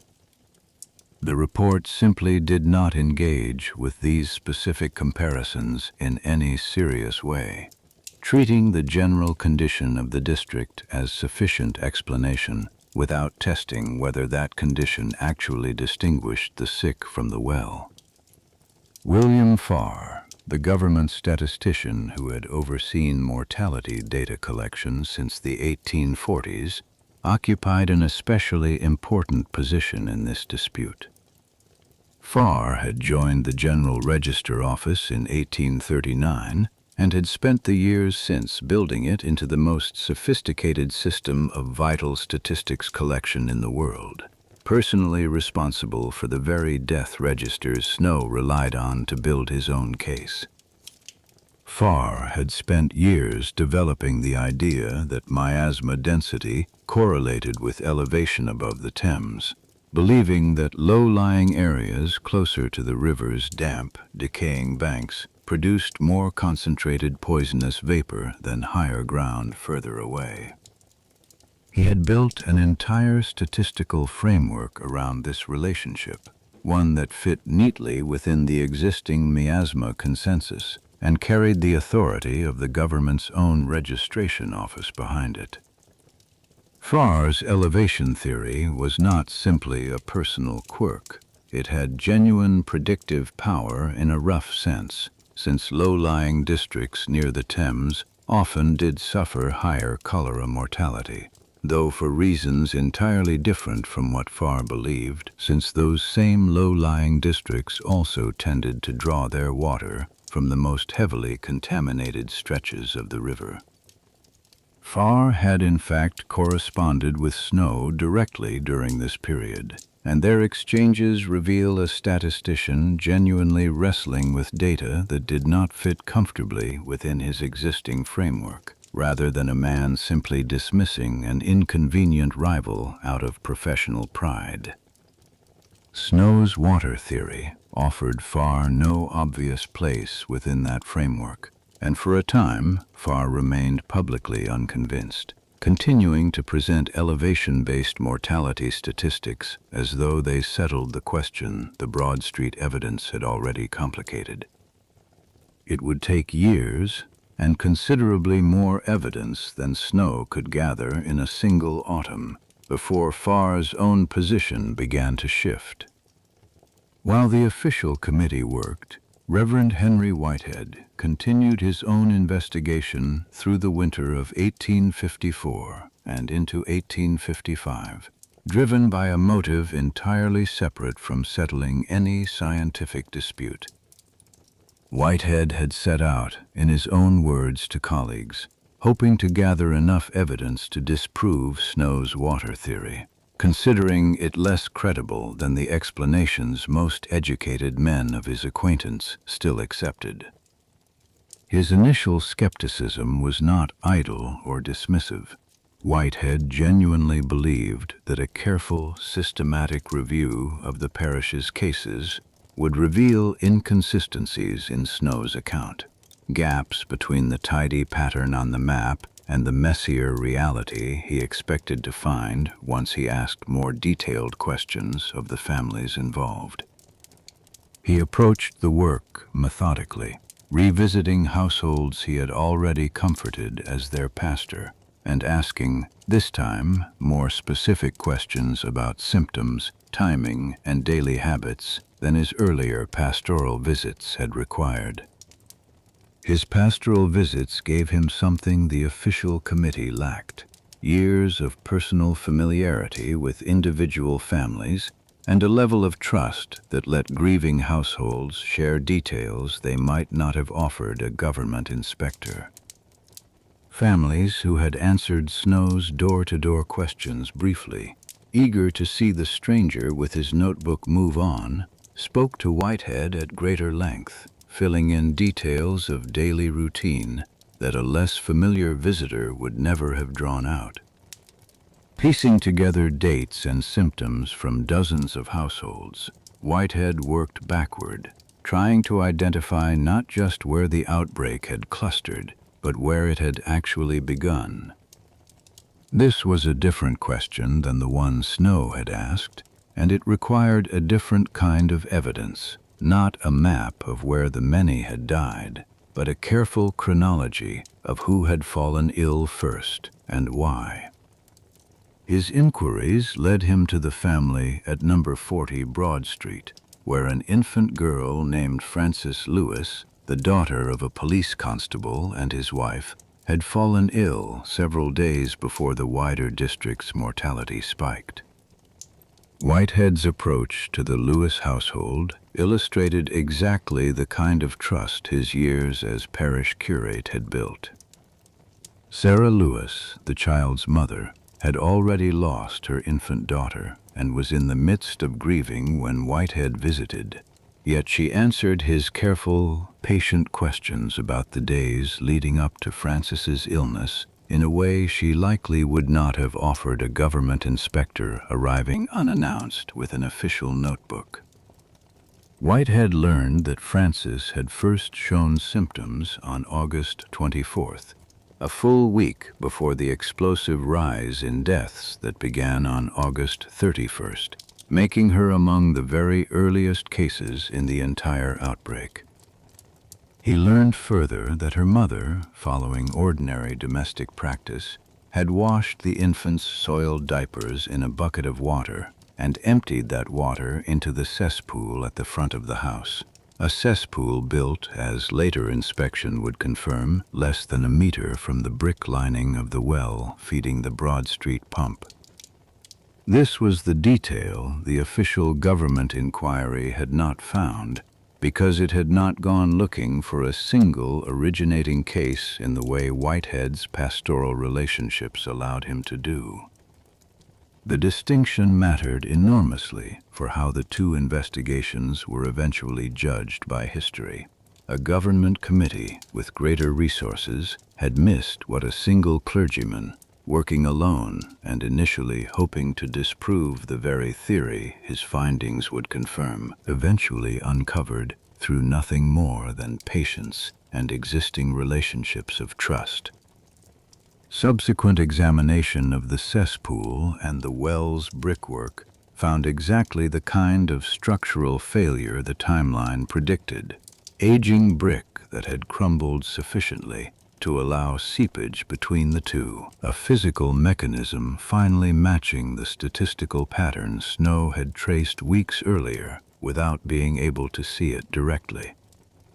Whitehead brought his findings to Snow directly, and the two men who had begun the investigation from opposite assumptions now found themselves converging on the same physical explanation.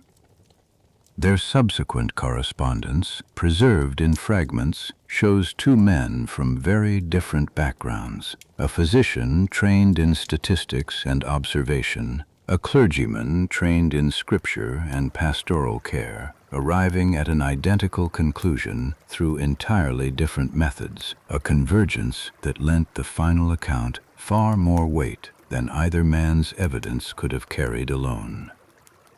Whitehead published his own account of the investigation in 1855 in a building trade journal called The Builder, presenting the Frances Lewis case alongside his broader parish observations and calling on London's officials to address the cesspools and sewers he had documented throughout the district.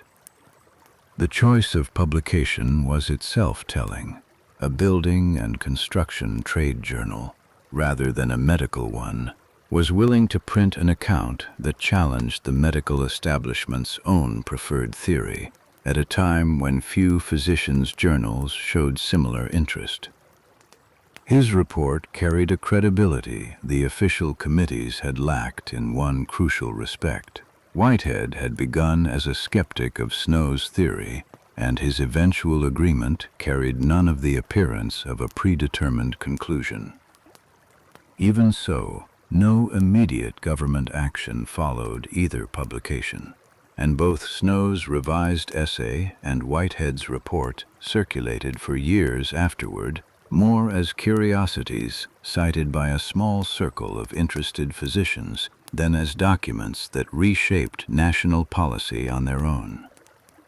The gap between having the correct answer and having that answer accepted widely enough to change policy would prove, in the end, longer and more stubborn than either man's own investigation. Edwin Lancaster, a physician who had served on the local research effort examining the outbreak, read both Snow's data and Whitehead's confirmation with growing conviction over the following years. Lancaster had trained as a naturalist as well as a physician, and his scientific background made him more receptive than many of his medical colleagues to a theory built on careful observation rather than inherited authority. He had, in fact, corresponded with prominent naturalists of the day on questions of classification and observation entirely unrelated to public health, a habit of disciplined empirical thinking that translated readily to his evaluation of Snow's cholera evidence once he encountered it directly. Where many of his medical peers had been trained primarily to treat illness once it appeared, Lancaster's naturalist training had taught him to look first for patterns across many specimens before drawing any conclusion, a habit of mind that made Snow's map immediately legible to him in a way it had not been to the original vestry. Lancaster was eventually appointed the first official medical officer of health for St. James Parish, a position created specifically to oversee sanitary matters within the district on an ongoing basis rather than only during a crisis. The creation of this post itself marked a quiet institutional shift, an acknowledgement that a parish needed someone with medical training monitoring its water and sanitation continuously, rather than assembling an emergency committee only after people had already begun to die. In this role, he formally closed the Broad Street pump on the basis of Snow's evidence, treating the water theory as settled parish policy even while national authorities continued to hedge.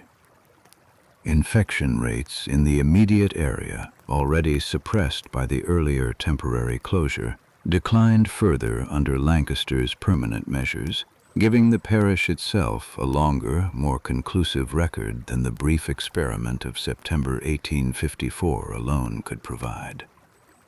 The broader argument, however, remained unresolved at the national level for years afterward, sustained less by any single new piece of evidence than by the accumulated weight of London's own worsening relationship with the Thames. In the summer of 1858, an unusually hot, dry season concentrated the sewage flowing into the river to a degree London had never before experienced, producing a stench so overwhelming that it reached the Houses of Parliament itself, sitting directly on the riverbank. Members of Parliament reportedly could not conduct business in rooms facing the water without curtains soaked in chloride of lime hung over the windows, and the crisis which came to be known as the Great Stink achieved in a matter of weeks what years of epidemic mortality had failed to accomplish. The irony was not lost on later observers.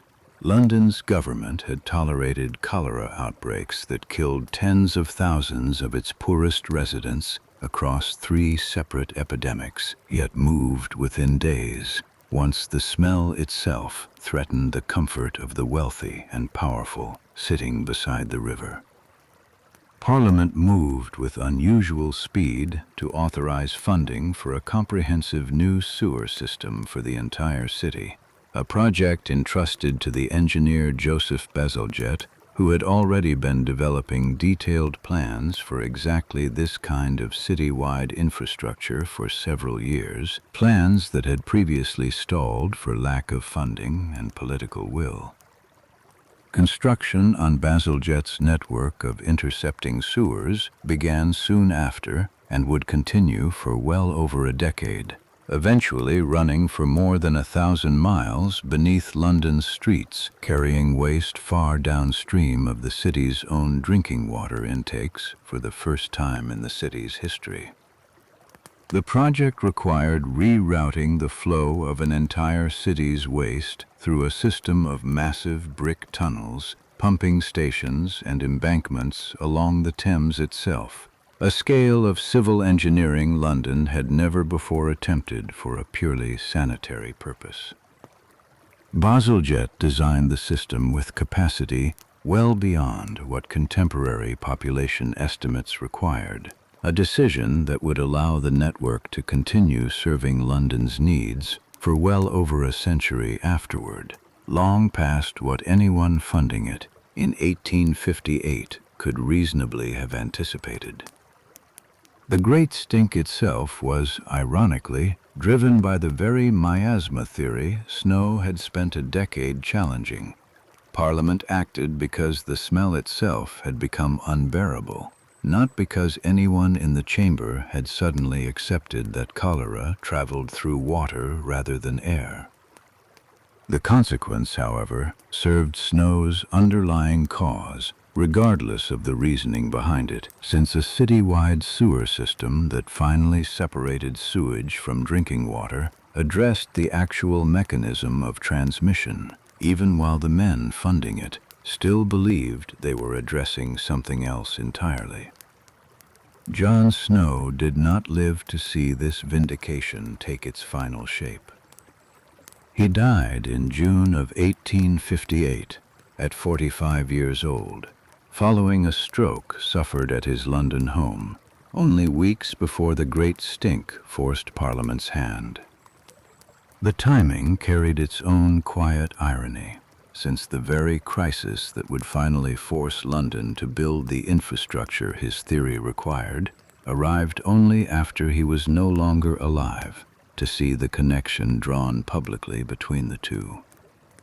He had continued practicing anesthesia up until his final illness, and colleagues who saw him in his last working weeks described no sign that he anticipated how close London's officials were to finally accepting the argument he had spent a decade defending. His death drew respectful but modest notice in the medical press, remembered publicly at the time primarily for his pioneering work in anesthesia rather than for the cholera investigation that would eventually define his legacy far more completely.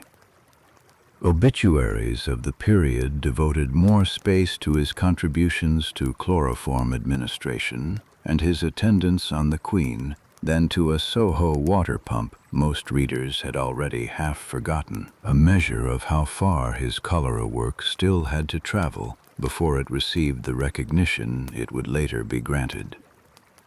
He was buried at Brompton Cemetery in London, and for years afterward his gravestone drew far fewer visitors than the site of the pump he had spent a decade arguing about, a quiet imbalance that would not begin correcting itself until long after everyone who had known him personally was gone as well. The final, most conclusive proof of his theory arrived 8 years after his death, in London's last major cholera epidemic of 1866. That outbreak struck the East End of London with particular severity, concentrated almost entirely among residents whose water came from the Old Ford Reservoir, an area of the city that Bazalgette's new sewer and water infrastructure had not yet reached.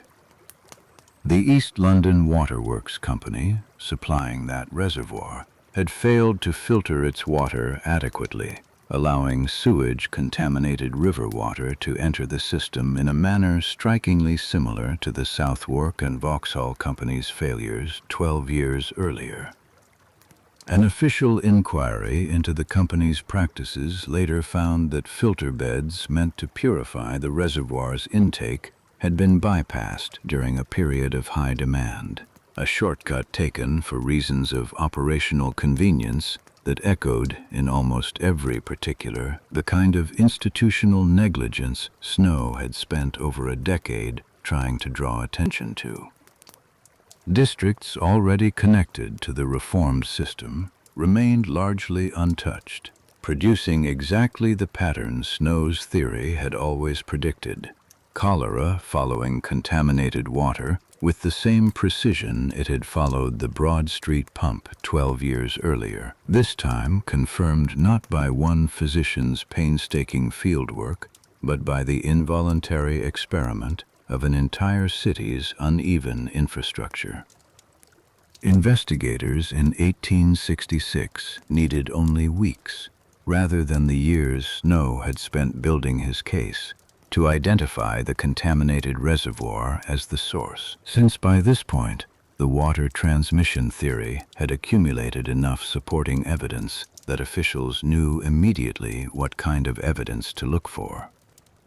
William Farr himself played a leading role in the 1866 investigation, and the speed and confidence with which he now applied water source analysis stood in sharp contrast to his earlier skepticism 12 years before, a quiet, undramatic reversal that marked, as much as any single publication could, the moment the argument was finally settled within the government's own ranks.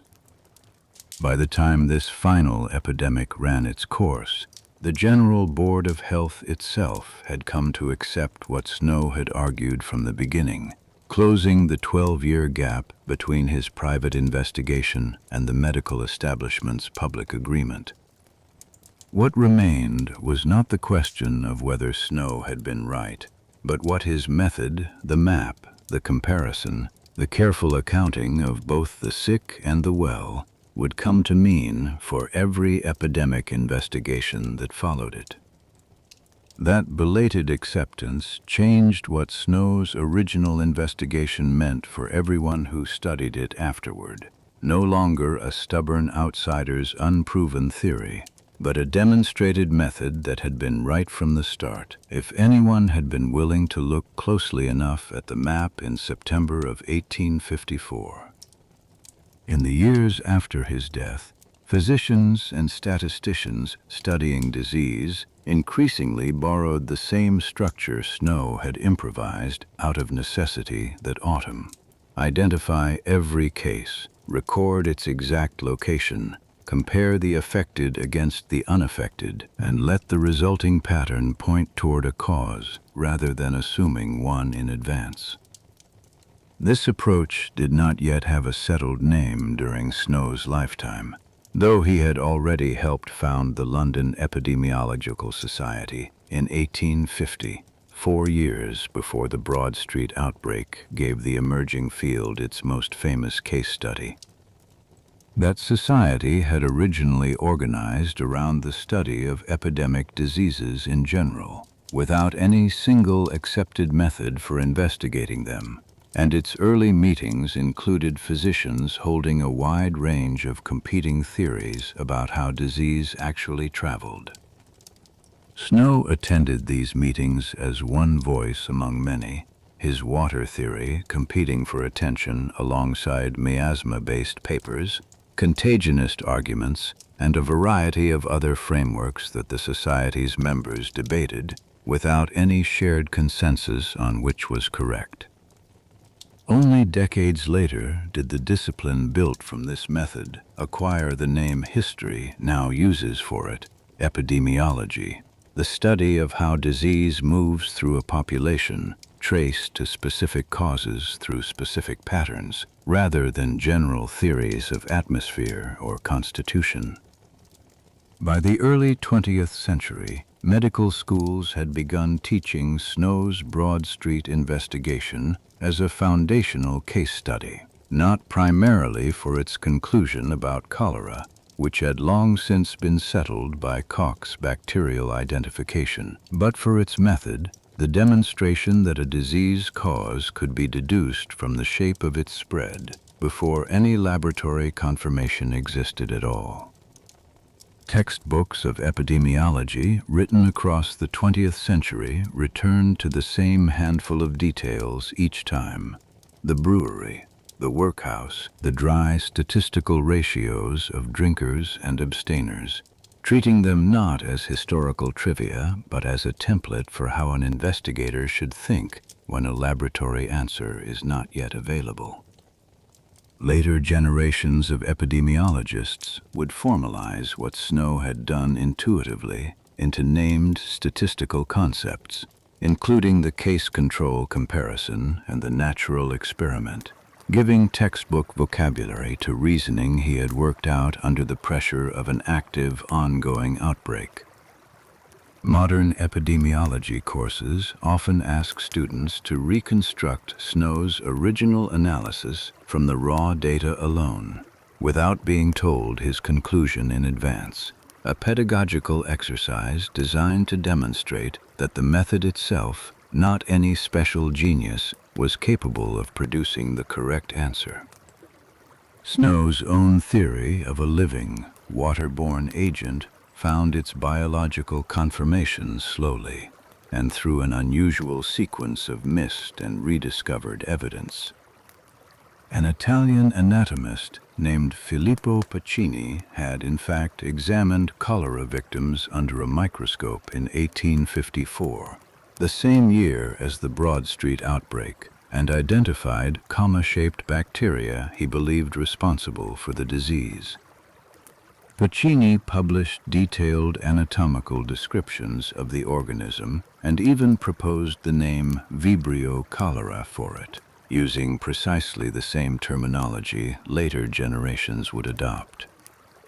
Pacini's work, published in Italian medical journals, drew almost no attention outside Italy and had no influence on the debate unfolding in London, a quiet historical irony in which the correct biological answer existed the entire time Snow argued his case, unread by anyone who might have used it to settle the argument sooner. Language barriers, the relative obscurity of the journals involved, and a medical establishment across Europe still dominated by miasma thinking all played a role in Pacini's work sinking into decades of obscurity rather than immediately resolving the dispute Snow and his critics were having in London. Recognition instead came to the German physician Robert Koch, who isolated and identified Vibrio cholera independently in 1883, building on the broader germ theory that Louis Pasteur had established in the intervening decades. Koch's discovery arrived during an outbreak in Egypt, where he traveled as part of a scientific commission, and his methodical laboratory techniques for isolating and culturing the bacterium set a new standard for identifying the causes of infectious disease that would soon be applied to tuberculosis, tetanus, and plague as well. Koch had in fact identified the tuberculosis bacterium a year earlier, in 1882, and his cholera work in Egypt and later in India extended the same rigorous laboratory method to a second major killer, establishing him as one of the founding figures of modern bacteriology alongside Pasteur. His techniques for growing bacteria in controlled laboratory cultures gave future researchers a reliable way to confirm, biologically, exactly the kind of pattern Snow had once been forced to infer entirely from statistics and geography. Koch's discovery, arriving nearly 3 decades after Snow's death, finally gave the medical world a visible, identifiable organism to match the pattern Snow had traced entirely without one. Proof, delivered too late for Snow to see it, that his reasoning had been sound even before science possessed the tools to confirm it directly. Pacini's earlier, forgotten discovery would not receive proper historical credit until well into the 20th century, when medical historians revisited the record and recognized that an Italian scientist had, in fact, seen the truth first, decades before anyone acted on it.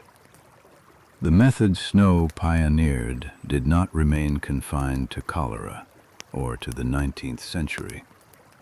Public health investigators through the 20th century adopted the same basic logic for outbreaks of typhoid, yellow fever, and later a wide range of infectious and even non-infectious conditions, mapping cases against potential sources and looking for the same kind of geographic clustering that had once pointed toward a single Soho pump. By the late 20th century, this mapping process had migrated from hand-drawn charts to computerized geographic information systems, tools capable of layering disease data over maps of water sources, sanitation infrastructure, population density, and dozens of other variables simultaneously, updated in real time rather than compiled painstakingly over weeks of door-to-door inquiry. These systems allow a modern epidemiologist to accomplish in minutes what took Snow the better part of 2 weeks, plotting thousands of cases against a city's infrastructure and immediately visualizing where they cluster, without a single household needing to be visited by hand. Modern disease surveillance networks now receive case reports automatically from hospitals and laboratories, feeding directly into mapping software that updates continuously rather than waiting for a single investigator to compile a finished chart by hand at the end of an outbreak. Public health agencies today use exactly this kind of geographic mapping to track outbreaks as they unfold. The underlying principle unchanged from what a single physician worked out with pen, paper, and door-to-door questioning in the autumn of 1854. Universities now teach courses specifically built around recreating Snow's original analysis using modern digital mapping software, treating his hand-drawn map of 1854 as a teaching tool for students who will spend their careers working with satellite data and automated case reporting systems he could never have imagined. Some of these courses ask students to identify, on their own, the very anomalies Snow once had to explain by hand: the brewery, the workhouse, Golden Square's partial escape, turning his original fieldwork into a recurring exercise in critical reasoning for each new generation of public health students. When a major earthquake struck Haiti in January of 2010, the resulting collapse of water and sanitation infrastructure created conditions strikingly similar to 19th century Soho, and the cholera outbreak that followed was tracked, contained, and eventually traced to its specific source using digital versions of Snow's original method, case mapping, water source comparison, and the identification of a single contaminated origin point, in that instance traced eventually to a particular water source associated with a United Nations peacekeeping installation. Investigators in Haiti compared genetic samples of the outbreak strain against cholera strains found elsewhere in the world, a laboratory technique Snow could never have imagined, applied in service of a question he would have recognized instantly. Where did this specific outbreak begin, and through what specific channel did it reach the people now dying from it? The genomic sequencing used in Haiti traced the outbreak strain back to a specific region of South Asia, a level of precision impossible in 1854, yet built on exactly the same underlying logic Snow had applied to a pump handle and a brewery. Narrow the field of possible sources systematically until only one remains standing. Public health researchers studying the Haiti outbreak have explicitly cited Snow's Broad Street investigation as a methodological ancestor, noting that the combination of case mapping and water source tracing they used differed from his approach mainly in the tools available, not in the reasoning applied. During the global spread of COVID-19 beginning in 2020, public health agencies and independent researchers built real-time case mapping dashboards that traced infections by location and time in a manner direct descendants of Snow's Broad Street map would have recognized immediately, even as the disease itself, its transmission route, and the scale of the technology involved bore little resemblance to 1854. Contact tracing teams during that pandemic performed, in essence, the same door-to-door work Snow once carried out alone, asking each infected person where they had been and whom they had encountered, then feeding those answers into systems that could visualize clusters across an entire country within hours rather than weeks. The underlying question these tools ask has not changed across a century and a half. Where are the cases? Where do they cluster? And what do the people at the center of that cluster share that the people just outside it do not? Every new outbreak, whatever its pathogen or its century, still begins with that same question. And every serious investigation still ends up doing some version of what Snow did, separating the exposed from the unexposed and letting the difference between them speak. Cholera itself has not disappeared from the world, even as the disease has largely vanished from wealthy nations with modern sanitation infrastructure. The World Health Organization estimates that cholera still sickens several million people worldwide each year, concentrated overwhelmingly in regions lacking the clean water and sewage separation that Bazalgette's project first brought to London in the years following the Great Stink. The disease remains, in the plainest sense, preventable rather than mysterious, a matter of infrastructure and resources rather than any remaining scientific uncertainty about how it spreads. Countries affected by conflict, displacement, or extreme poverty continue to see outbreaks that, in their basic mechanics, would have been entirely familiar to Snow: a compromised water source, a dense population with no alternative supply, and a rapid, concentrated spike in cases among those who drink from it. The gap between London's own transformation, completed over roughly a century following Bazalgette's sewers, and the ongoing vulnerability of poorer nations today, illustrates something Snow's original investigation could not, by itself, resolve: that identifying a cause correctly is only the first step, and that translating that knowledge into infrastructure requires resources, political will, and time that not every government facing the same danger has been able to provide.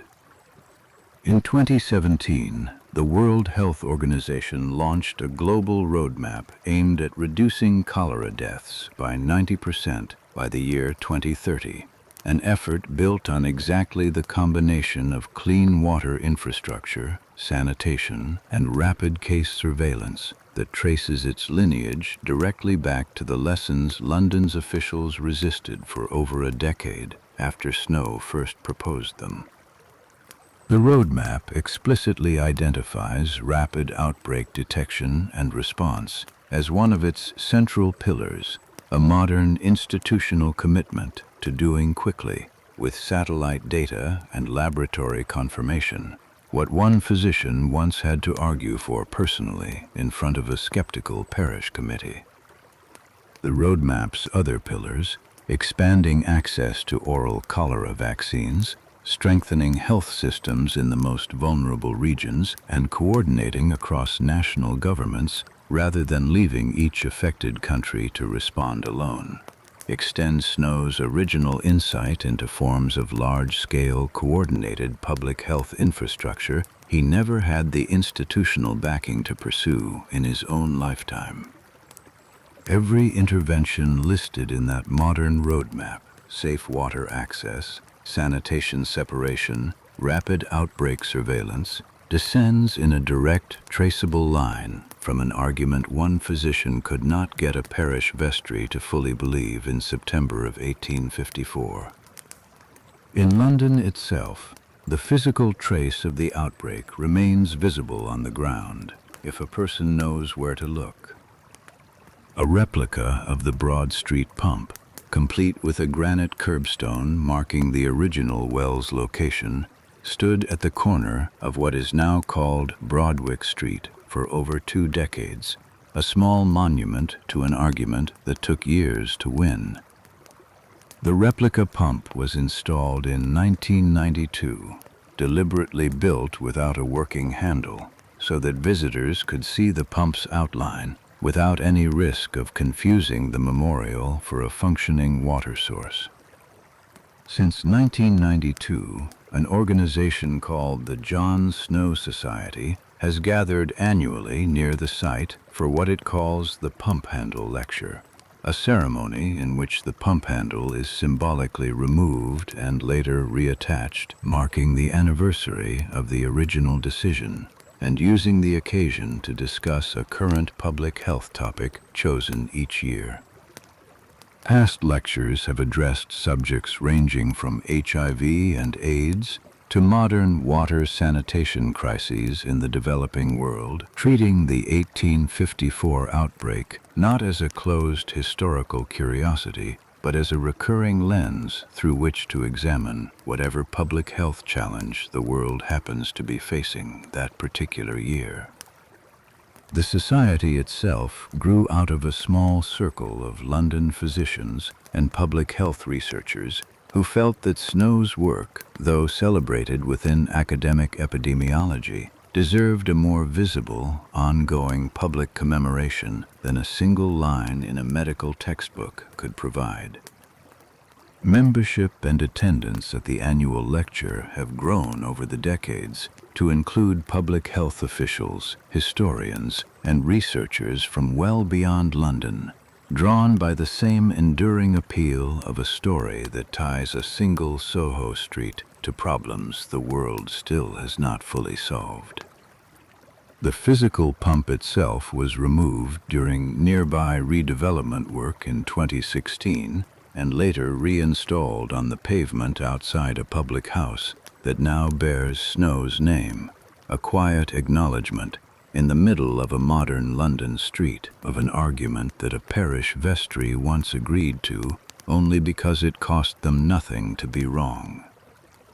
Visitors to that corner of Soho today can stand within a few steps of where Francis Lewis's family once lived, order a drink at a pub named for the physician who traced her death back to a leaking cesspool, and walk past a granite marker most passers-by never noticed, sitting quietly atop one of the most consequential water sources in the history of public health.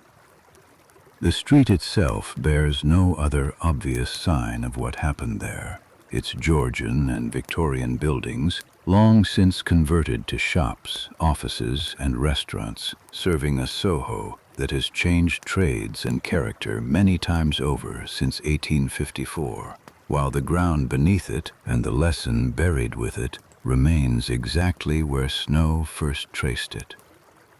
None of this was inevitable. A single street's outbreak could easily have been recorded, mourned, and forgotten. One more entry in the long, largely unremembered toll of 19th century epidemic disease. London had already survived 2 prior cholera epidemics without producing any comparable shift in medical understanding, and there was no guarantee that a third would prove any different, especially given how narrowly Snow's evidence was received even at the time. What changed its fate was not the severity of the outbreak itself, since London had already survived worse in 1832 and 1849, but the presence of one physician willing to spend 5 years developing an unpopular theory and 10 more days walking door to door to test it against a single, terrible week of dying. It also required a clergyman willing to abandon a conclusion he had set out to prove, once his own evidence pointed somewhere else entirely, and a handful of local officials willing to approve a cheap, uncertain experiment simply because the cost of being wrong was low enough to risk. None of these individuals set out to found a scientific discipline, reform a city's infrastructure, or become the subject of lectures held a century and a half later. They were, each of them, responding to an immediate, specific crisis in front of them, using whatever combination of stubbornness, curiosity, and administrative caution they happened to bring to that particular week in September. That combination of ordinary people making narrow, practical decisions under pressure, rather than any single dramatic act of genius, is itself a pattern worth noticing. Snow did not stop a pandemic single-handedly, and the vestry did not act because it believed him. A grieving mother did not know she was creating the evidence that would eventually be taught in universities, and a skeptical clergyman did not set out to confirm a theory he had hoped to disprove. Each person did the narrow thing available to them, and the accumulation of those narrow things, over months and then years, produced a change in how an entire civilization understood the water it drank. The map he drew has been reprinted in medical textbooks for over a century and a half now, studied by students who will never see the streets it depicts, in a city that has long since buried its cesspits beneath layers of pavement and forgotten infrastructure. Every time a modern health agency plots a disease outbreak onto a digital map and looks for the pattern hidden inside it, it is repeating, in different tools and at a different scale, exactly what one skeptical, disciplined physician did with nothing more than a pen, a list of addresses, and a refusal to accept an explanation that did not survive contact with the evidence. The pump handle removed on a September morning in 1854 solved almost nothing on its own, and the physician who requested its removal knew this even as he made the request. What it started was a different kind of argument, not about one pump, but about how a society decides what is true when the stakes are measured in human lives, and how long that society is willing to let a wrong answer stand simply because it costs nothing to keep believing it. That question has never fully closed, and it likely never will, since every era finds its own version of a comfortable, familiar explanation that no one in power has strong enough incentive to question until the evidence becomes impossible to ignore. Soho's pump handle is a small, specific answer to a much larger, recurring problem, and it remains useful today less for what it says about cholera than for what it says about how slowly and how reluctantly an institution can be moved to believe something inconvenient, even when the proof is standing right in front of it on a map. This has been Quiet History at Bedtime. If you found value in this story, a subscribe, a like, or turning on notifications helps this channel keep telling the histories that go untold. Thank you for listening and for letting this play through to the end. Good night and sleep well.